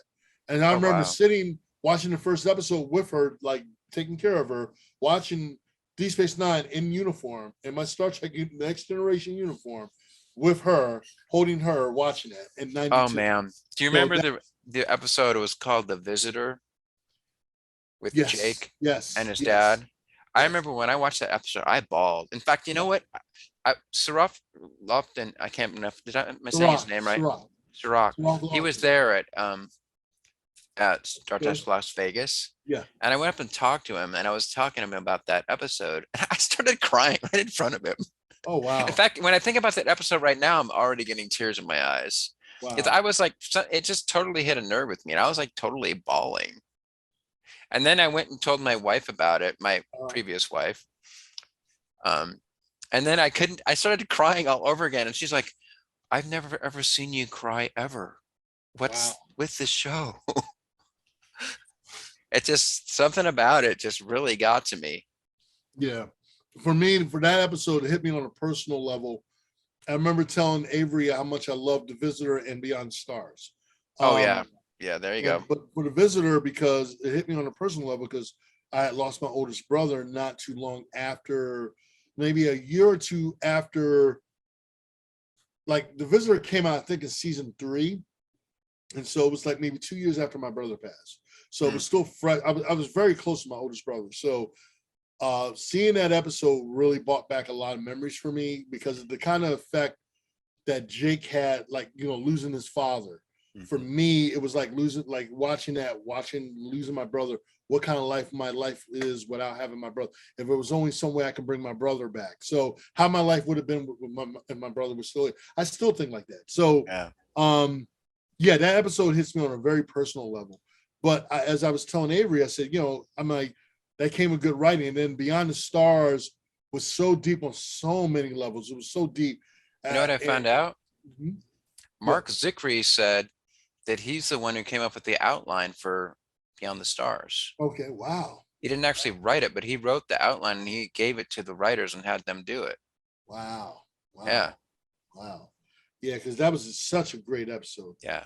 Such a great episode. And so, you know, we talked about that. And so again, it goes back to great writing. You know, when I look at shows now, a lot of the shows that are out now, so it's sometimes, like with the exception of Orville, and this is where it comes back with the Orville. With the Orville, it's like Seth hits the beat because he knows good sci-fi writing. He understands it because he came from that era. He also understands it because he's also a Star Trek fan. He's done Star Trek fan films. I think also, you know what, I'm starting to think I kind of know what's up with Discovery is it's a really expensive show, right? It costs like, I don't know, 10 million bucks per episode or whatever. And so they're trying to get the maximum number of viewers, right? So when you do that, when you try and cast such a wide net, then what you try to like have something for everyone in the show. You know what I mean? Right. Kind of a smorgasbord. But then that, in a sense, if you try to do that, then it'll kind of be also sort of mediocre too, because you don't want to offend too many people or whatever. Whereas like Seth is famous enough now that he can take risks and just do some kind of weird stuff. Right. And if it doesn't quite land, big deal. He's famous enough and well known enough it's okay. And the same thing like with us, with me and you, when we do fan series, since we don't have to worry about whether we're going to get canceled or not. Like we don't have to be paranoid about what we're going to write or not. We can kind of just throw it to the wind and say, well, this is what I want to do. Right. And even still, for me, we come from the era of Mel Brooks, so right. I don't try to be over the top. Young like Frankenstein. Right. Like when we did the whole thing, with the P word, and you know, we like, so it's a puppet bar mitzvah, and people were like, we were like, whoa, we don't say the P word around here. And that was something we wrote, and we thought would be funny.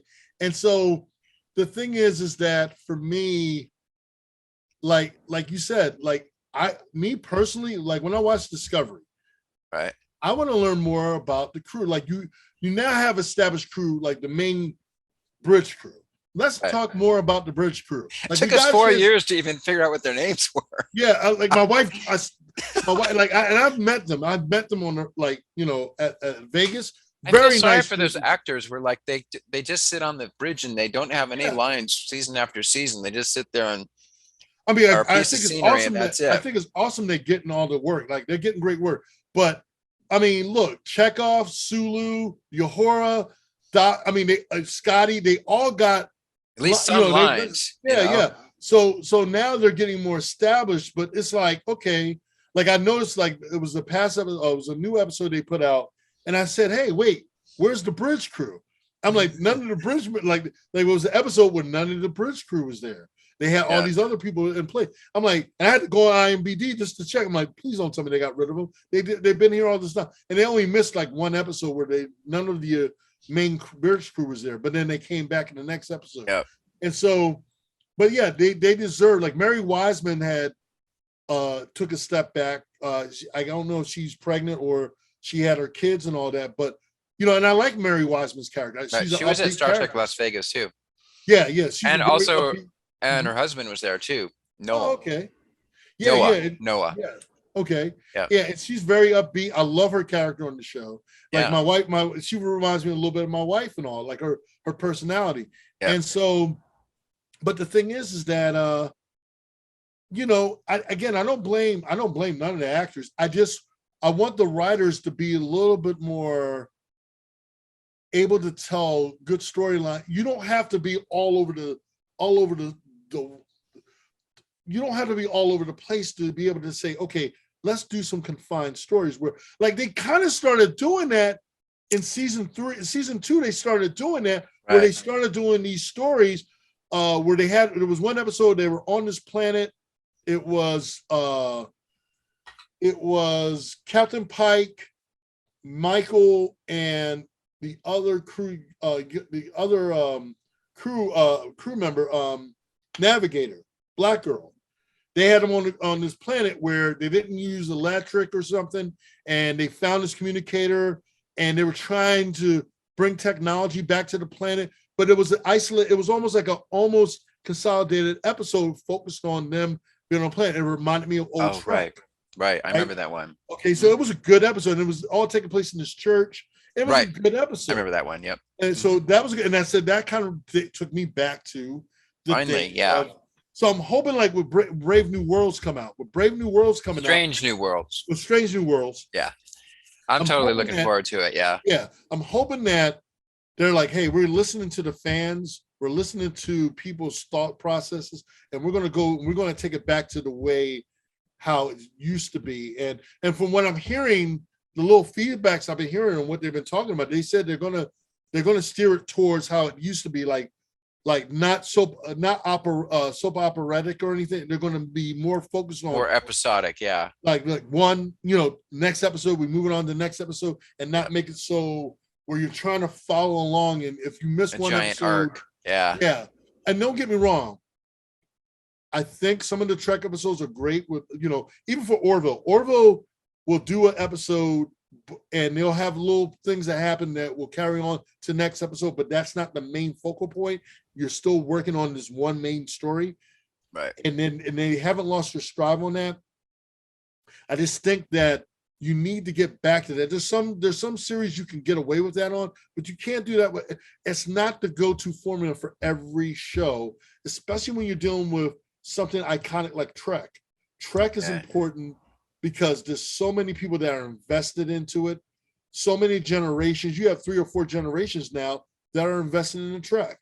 Don't get me wrong, I'm one of these people that try to stand by Trek, rise or fall. I try to be, there's some things I'm like, okay, I didn't care for that episode, but I still stand by Trek. I still have hope that they'll get better. You know, not everything is going to, some of it's going to be hit or miss, but I'm not going to crucify it because there's a couple, and I don't get caught up in the whole political crap and, oh, well, this person's good. And I'm like, no. Hey, we have to evolve with the series. We have to evolve with show. You got to be able to expand on these characters and all, create new characters, and let's see where these characters go. But don't do it on the simple fact because you're trying to say, hey, we're being progressive. No, do it because you're saying, I want to tell a story. Right. This is how we're developing these characters. I hate the fact that people got to use that instead of just saying, I want to tell a story.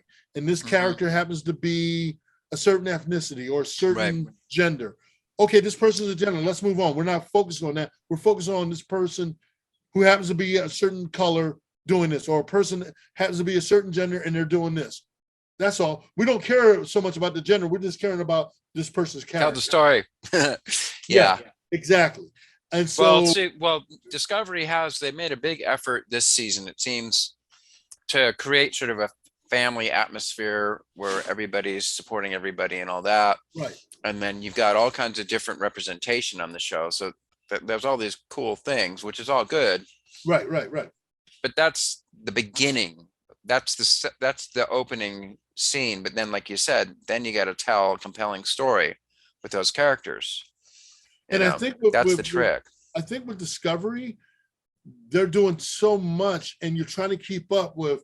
Okay, you got this one character who's got a situation going on, and then you got this bigger story that's going on. You go, okay, so you got the overall story that's going on. The universe is acting up. Something's happening on all these planets. Okay, right. You got this giant black hole thing that's trying to suck up half the galaxy, and then you got maybe 3 other story arcs going on within this bigger story. So you got this one story going on where this character is talking to the ship's computer, but then you have another character who's dealing with post-traumatic stress of losing his planet, and then. Then you got the other character who's trying to help that character. He's dealing with his depression. Right. And then you still got the captain who's worried about them. And then she's dealing with her conflict or what have you and everything else. So you got 4 to 5 stories going on and then the major overall story. Yeah, there's a lot going on. Right. So I think you're right. I think maybe it's like it has too much going. Well, it's weird because it's weird. We have 2 complaints that seem to be the opposite. Like on one hand, we have this complaint, like we don't even know who the bridge crew is and we're in the 4th season. But on the other hand, we have the complaint that there's too much stuff going on. They need more focus. But somehow other shows are able to do that. They're able to keep a focus, and yet you still learn who the crew was somehow. Yeah. Interesting. It goes back to storytelling, simple storytelling. Like for my series, I'm slowly introducing characters. So I even though I can't have everyone because we're not a big budget, but I'm trying to do it where every episode I'm introducing maybe 2 characters at a time. So I'm like, okay, this next episode we're introducing some more characters, but we're introducing characters. So you want to be able to start. So when people are familiar, like we started my promotional person, Lady J. She started putting out these promotional promos of all the cast members and their their background stories, little bios about my cast members. We started doing that earlier this week. It's for people to get to know these characters because it's important. Now, again, the main bridge crew, which is mainly 4 cast members. You got the 2 navigators and you got the 2 that are working station, not including Mary Wiseman's character, and not including the doctor or the engineer, because we already know who they are. We know them by name. We know the actors' names, but we know who they are. But you don't know the 4 extra crew members. Right. And so, and that's like I said, the navigators, both the navigators, and you have the two guys that are working. So again, and I did group shots with them in Vegas, and really great, really great. But again, I want to know their names. My wife even pointed out, she's like, we really don't know their names. We see them all the time, but we don't know their names. Who they are. Yeah. And I know that there's something that happened to one of the navigators. The thing that pissed me off, the season before this, they finally let us know about the girl that was half robot. Remember her? Yes. We finally got to know her, and then she dies at the end of the episode. I'm like, what? Yeah, that was a cheap trick. Basically, and I thought she came back as the blonde hair girl. I thought that was the same actor, right? Right. But I'm like, I was pissed because I was like, well, that was just a cheap thing. They just suck you in so that they can slam you at the end by having her die. Yeah. Instead of, well, how come we didn't get to learn about her and then get to know her for a season or something, Here's the kicker. The other thing that ticked me off, sorry, it was who was what was the green lady's name? The villainess of the previous season. I forgot, but I know who you're talking about. She was great. And then she dies. Like they were just starting to get the story going. Now they've got a decent villain that you could keep going for story after story, episode after episode after episode, and then they kill her. Well, Book, here's the thing. I know who Book is. I know who Book is before I know who the crew members' names are. I know. So that's something. And Book came in what? He came in what, third season? Is his established character in third season. Yeah. Even though David does a great job as Book, it's the fact that I know who Book is. Right. Like, dude, really? You know who Book is. And so that's what I'm saying. It's like, again, focus on doing some isolated stories that are focused on the main people that are there. First, you're going to save money because you don't have to have all these extra people, right? And you can consolidate, and you can give these guys who've been there with you from day one, you give them extra screen time, and you're getting.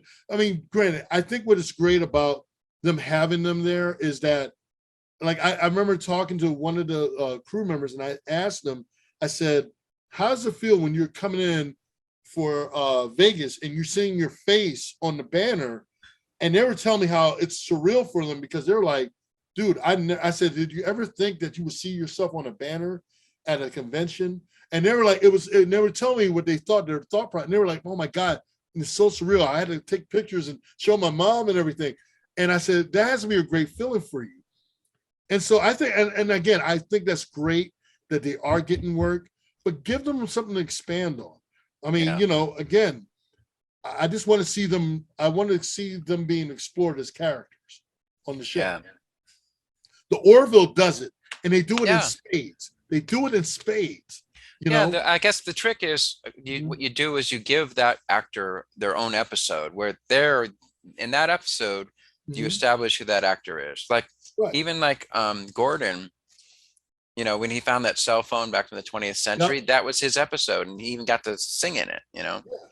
And then after that, you felt attached to him. After that, you really knew he was less than a goof off. You suddenly realized you're not just a goof off. He's also got some real stuff in there. And you still had the cast. You still had the main cast members that are in the episode, but they're supporting Scott's character. Scott, and then you got Gordon. You got Lamar's episode, Jay Lee's character. You had his episode where, like you said, where he was playing, like you said, he was playing the goof off. He didn't want people to know how intelligent he was, and where he was going to change from being a navigator to being chief of engineering. And then they even developed it even further when he started taking his job a little bit more seriously. And he was like, look, and he knows his job. So I just thought it was interesting that I'm like, look, and then what they did in Orville, okay, I can do two different character arcs in one episode and still, have a focused storyline. So you had two different story arcs. The only difference with our series, because one, we don't have that kind of budget. If I could have spent another 20 minutes in filming a different story arc focused on another character, of course, that's a lot more filming. It's a lot more. People think it's easy to put together a fan series, a fan film, there are moments when you could do something like at a moment's notice like this, but when you're trying to do something like what we're trying to do, and trying to hit all the beats, you want to do it right, and also you don't want to insult the fans. You don't want to insult what came before. You definitely want to show paying homage to, you know, the production of the Orville itself and all. And I think that was important. I remember sending the showing Tom Constantino. Mm-hmm. You know, he's it's important that I wanted to make sure we hit the beats, and Tom really enjoyed watching episode 2. Great. But to me, it's important because, again, you know, I think to me also, like hearing Seth, if Seth gets a chance to see it, I think that would mean the world to us. But the fact that, hey man, we're hitting the beats, and the feedback I've been getting from the, you know, from this episode has been, thank God, positive so far. And again, you know, people did not expect that I was going to do what I was going to do, but again, we want to be able to do good storytelling. I think when you see episode 3, I'm gonna do something special for you, Matt. When the time comes and we do episode 3, I'm gonna have a special screening for you. So I'm gonna do a private screen and have you check it out before the general public. So then I can give you, I can critique it. Do you want me to critique it, or do you just want me to see it? And no, I mean, I love to get your viewpoint. I love as someone behind the scenes, because I had another friend who's a like he gave me a good critique on the very first episode, and I listened to his feedback when we did the next episode. Like this episode, we got better, and he was just like, "You hit it out the ballpark." I was like, "Yeah," you know. And there was a couple, you know. Again, we know as episodes progress, we're going to get better. We're learning. We're still in the learning you learn process. by doing. Right. But it's important because you want to hear feedback, and you want to hear people being able to be honest without. We know it's coming from a good place. We know it's coming from a positive place. We know I don't take like someone said to me when I did the pilot episode, and they gave me some constructive criticism, nothing bad, and they gave me some constructive criticism, and they were like, "Man, you take criticism well," you know, because some people be oversensitive about it. I'm like, I'm not sensitive. I'm like, I'd rather hear it, and also because the way that they're explaining it to me, they're not trying to be nasty about it. They're like, "Hey, I like what you did. Hey, maybe you might want to do blah, blah, blah." And I'm like, "Hey, you know what? Thanks. You know, that might help me in the long run. I didn't even think about that." And then I go back and, you know, we know, okay, I'm taking notes. Okay, we know to do this for the next episode to make this better, or to at least add on a little bit. We know we can't please everyone, but we want to do our damnness to try, you know, and it's helping us because we want to tell good stories. But the good thing is when people see it and they're like, "Oh, I can see that they were listening. I can see that they were trying to do their best to a little bit lean towards to make this a little bit more like this." Again, you know, you want to try to please everyone, but we know you can't. As a cosplayer, and all the costumes I've done, I've learned this a long time ago, and I tell this to other cosplayers. Do cosplay because you want to cosplay. Don't cosplay for no one else but for yourself. Yeah. When you start worrying about what other people think, you're never going to achieve the way you want it to. Yeah. I tell people this all the time because people are so hung up on, "Oh my God, this person doesn't like it. Oh my God, this person doesn't." And I'm like, did you cosplay for them or did you cosplay for you? Right. When I do films, it's a different, here's how I look at it. When I do films, I rather hear fellow brethrens who are either fellow filmmakers and people that are respected in the sense that, okay, this is someone's opinion who I respect because they do film and they know that it's a struggle. They know they know what it takes, and they know that it's not easy to just put something out there. Versus someone who's just watching it, and it's all right to, you know, hear their opinion, but also they're not just saying a blanket statement, because, you know, you're going to have those individuals out there that are just going to make a blanket statement just to say it. And then there's some people that will say, "Hey, you did a great job. I loved it. I was entertained." Great. And then you're going to have someone to say, "That was all right. You know, it was this, that, and the other." I'm like, okay, that's fine. But then you're going to have someone who's like, "Well, yeah, I thought this, that, and the other." Well, where's that coming from? And tell me, where do you get that information, and what experience do you have that can back that up, and why do you feel that way? Now, I would only ask that to someone who has no experience in filmmaking or ever worked on a project. Now for Right. you, It's someone interesting like though, yourself. because I mean, it's kind of weird. You have to hit it at all different levels, I guess. Because Mhm. on one hand, you got people who are filmmakers that watch it and they're looking at it from a technical point of view and they're thinking about the Yep. camera angles and the lighting Yes. and the Yes. dialogue and the sound Yes. mix and all this stuff, right?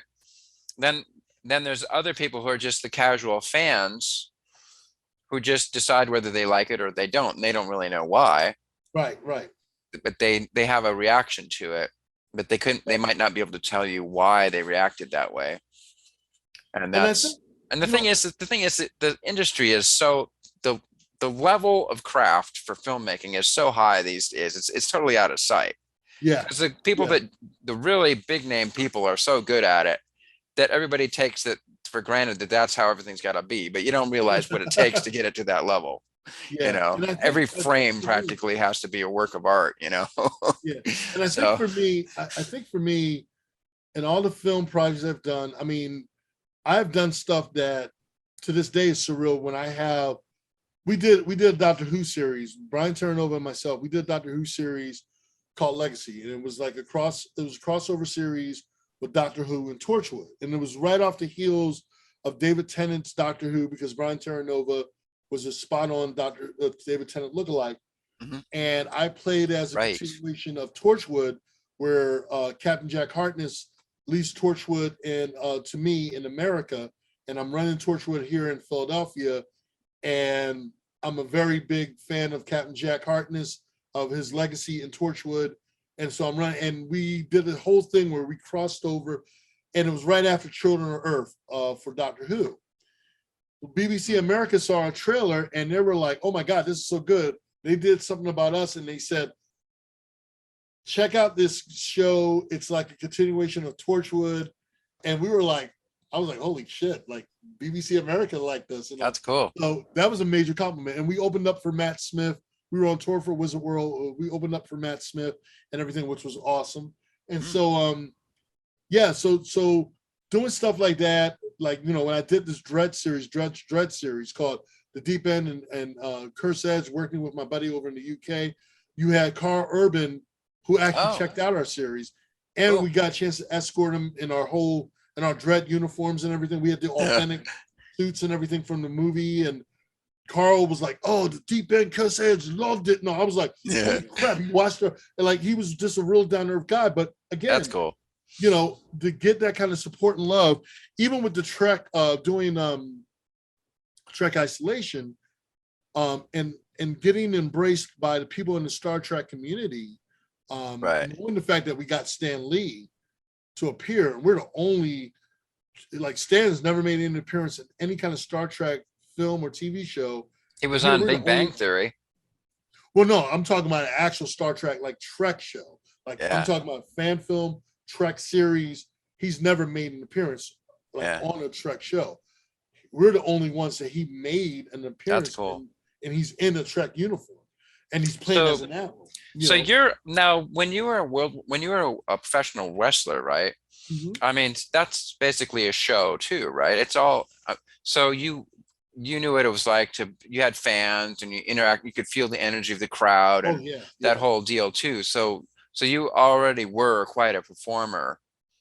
Do you kind of know how to deal with you got people that love you and you got people that hate you and you just Well, gotta being a pro focus on the wrestler, love. being a pro wrestler is all about psychology.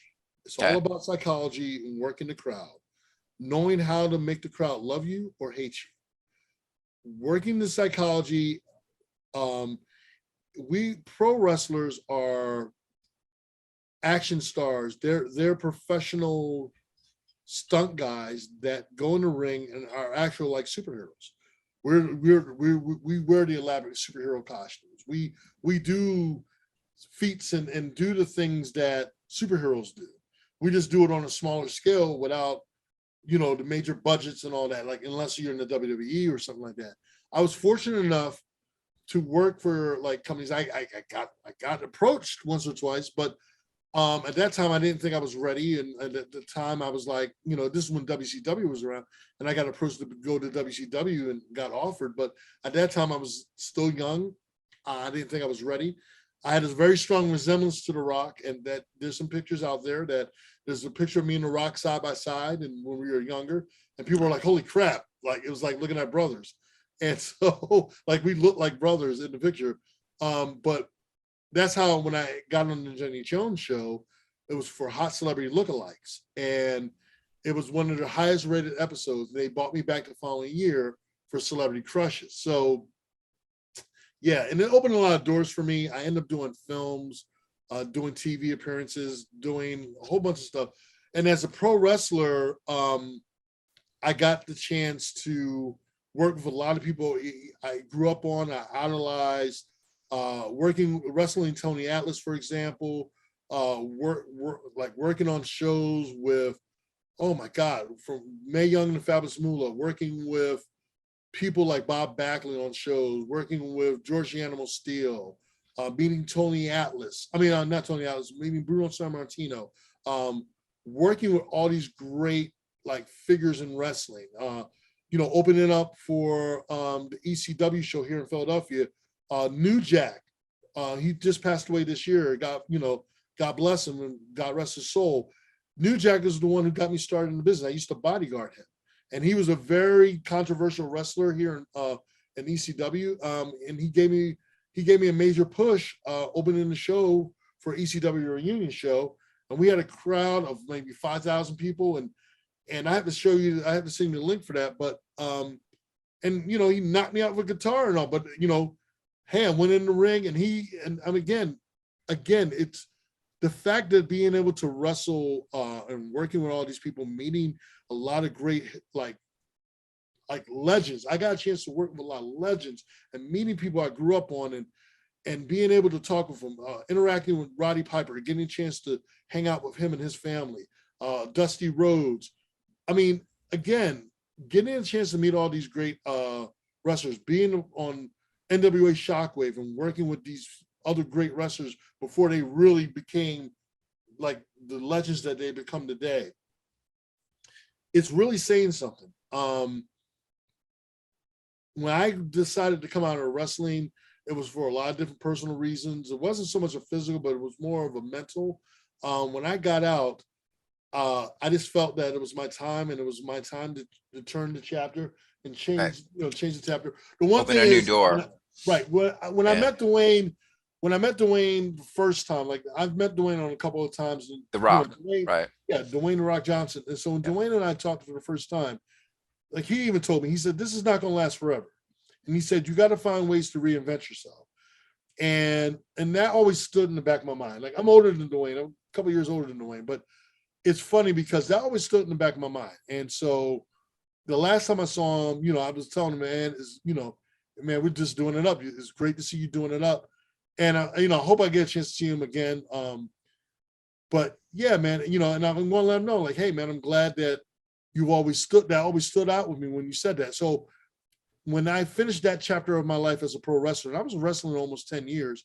When I finished as a pro wrestler, I was a world champion. I was a tag team champion. So I felt that, okay, and I got a chance to work with all these great guys and women. I said, hey, I did that. That was a chapter of my life. And then I branched out to other things and did other things.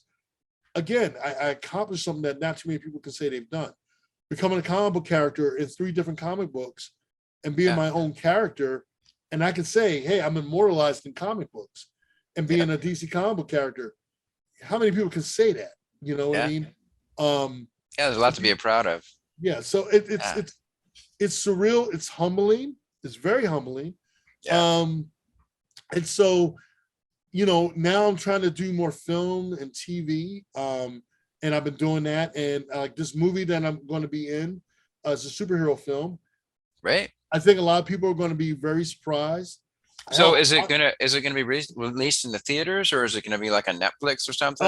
It's going to be a little bit of both. With depending on, I guess it's depending on the climate and the atmosphere, the climate where we're at right now. Mm-hmm. I know it'll be probably very limited release in theaters. Like if depending on when it gets done in post. I just got back from filming in LA. We filmed during the summer, and then I had to go back for reshoots. Like a couple of weeks ago, So it all depends on where the producers are with the film. There might be a couple more things at the film, but because of COVID, it slowed down production. So do you you have an agent or something that gets these gigs for you, or do they just work directly with you? Do it all myself. Okay. I think you think that helps to just do it yourself?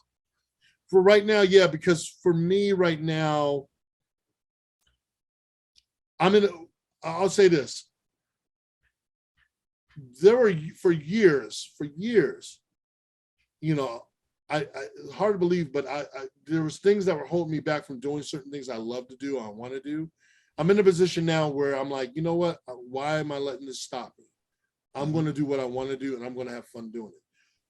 And I'm ready to embark on the next chapter of my life, because there's certain things that I know life is going to be limiting me on, and I don't want to be always saying to myself, I wish I could have, why didn't I, should I, could have, would have. I've always been a firm believer in showing people that you can do anything that you want to do. Don't ever let anyone tell you, that you can't do it. Never limit yourself, always expand. I've taught the kids about this. I've told kids this, and when I did motivational speaking to kids, I told them, I'm like, never limit yourself. You want to be able to turn around and say you accomplished all these things. You have to realize that you have to be brave enough to take some risks. Like if you play it safe all the time, then nothing's going to happen. Yeah. So you got to be able to put yourself on the edge for whatever amount of courage you have, or call it courage or recklessness or whatever. You got to put yourself out there if you want to achieve those things, right? Yeah. I mean, I've the one thing I will tell people, a lot of young people, is have a fallback plan. Always have a fallback plan. I've made some mistakes in my time where I've jumped at certain things and without thinking it through, and have come back and bit me on the ass. But at the same time, I'm like, okay, that won't happen again. I know what to do on this time around. So I've learned. I did learn. I had to learn sometimes on my ass. Other times I'm like, I learned standing up and like, whoo, I was so close. I almost got bit in the ass again. But I learned. And keep your eyes open, in other words. Yeah. Right. And I think the one word that you hear me use a lot is staying humble. Mm-hmm. From having friends and family, the one thing about me coming up as an adult, like I've learned that being humble, whether it's your family, your friends, your wife, your kids, for me, it's a thing where if you humble yourself, you don't have to humble yourself every time, but if you humble yourself, you'll be surprised what you can achieve. Right. Sometimes people have too much of a big ego that they can't get past their own whatever they have going on, and sometimes it gets in the way of what they are trying to do. I've learned that there's a weird thing, because on one hand you have to be humble, right? On the other hand, you have to have enough self-confidence to just go out there and take your lumps, right? Yeah, exactly. So it's kind of weird. Like I noticed that any great artist, Jimi Hendrix or Eddie Van Halen, or anybody that's really good, if you see him, you watch an interview with him, you're like, this dude is humble. Because for one, you have to have enough self-criticism. You have to be able to look at yourself and say, okay, I need to improve on these things. And you also need, like you said, you got to be able to hear that from other people and have them say, you could do better at this, and not get all bent out of shape about it, because you have that, what we're calling humility, right? Right.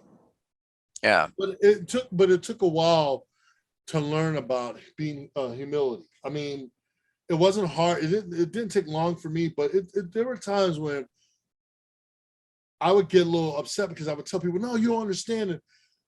Sometimes people have to learn to listen to. I mean, the one thing is you got to have faith also. Sometimes you got to believe in the person. If, when they're trying to tell you something, I've learned that sometimes when people are trying to tell you something, you got to learn to listen. There's a moment to listen and there's a moment to learn.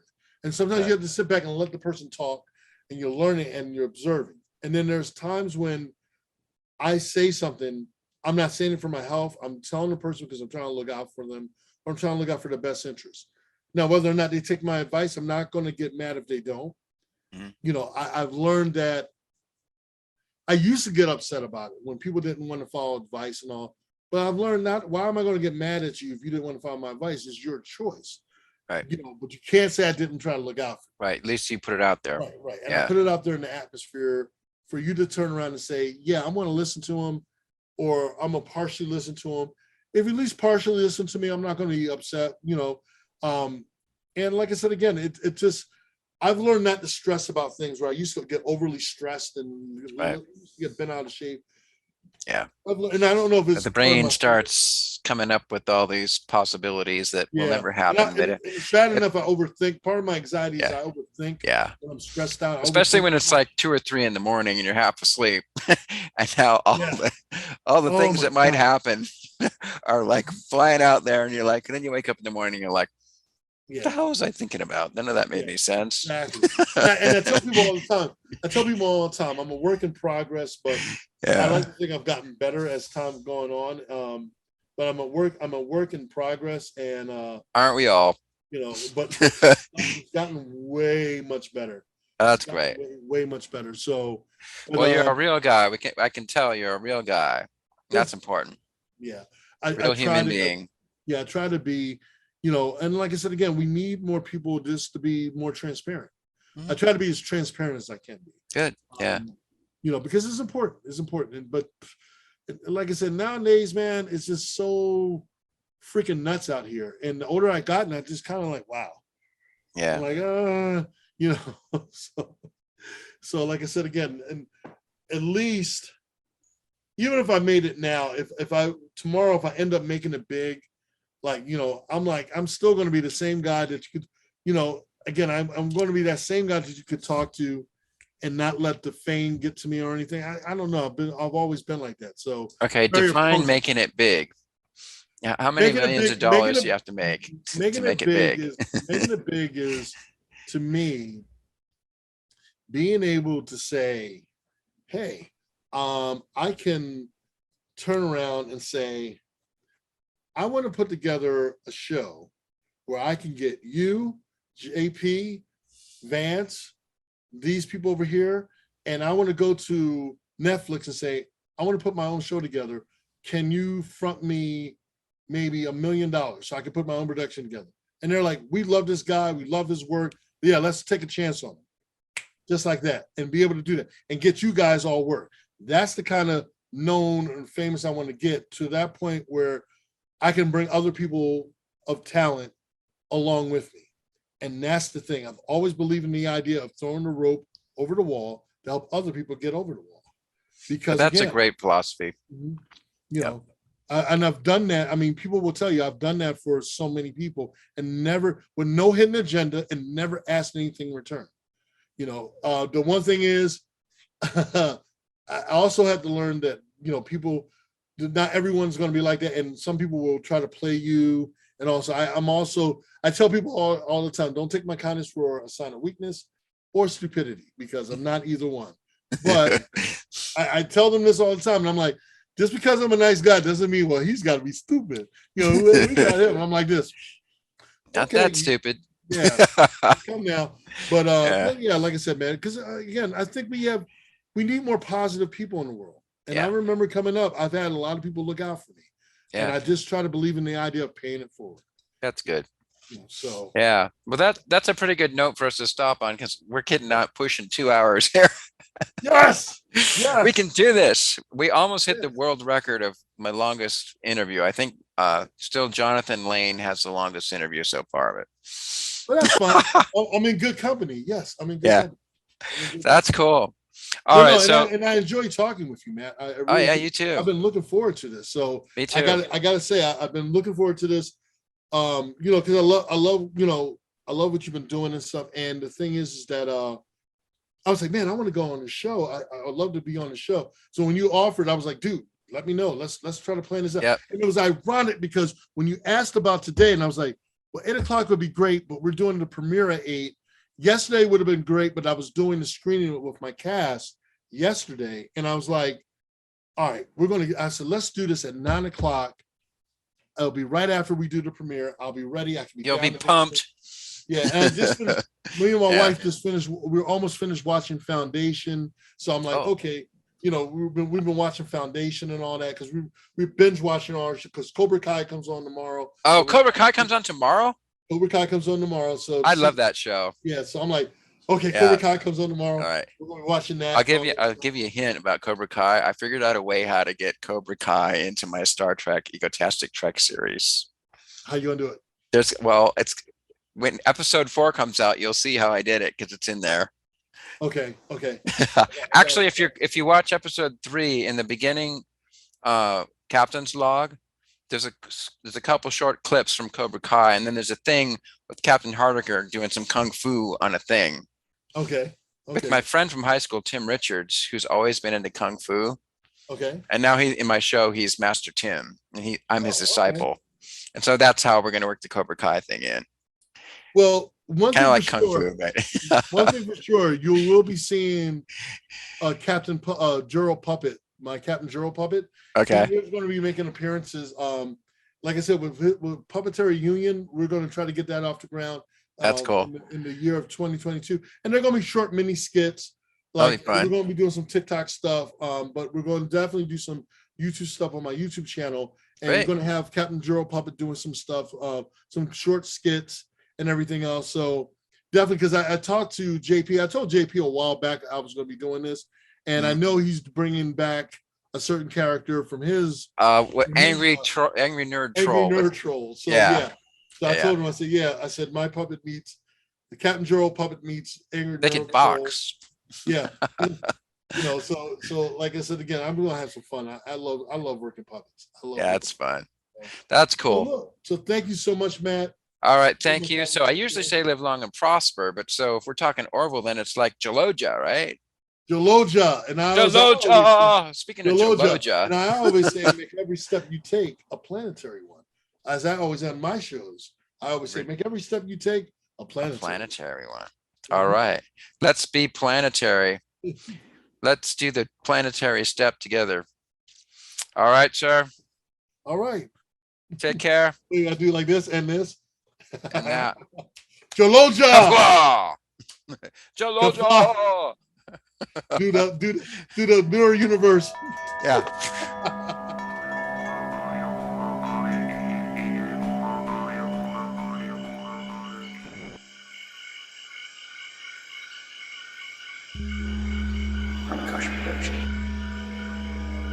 Fantastic creations emerging spontaneously from the space of life. For the benefit of all beings everywhere. We gotta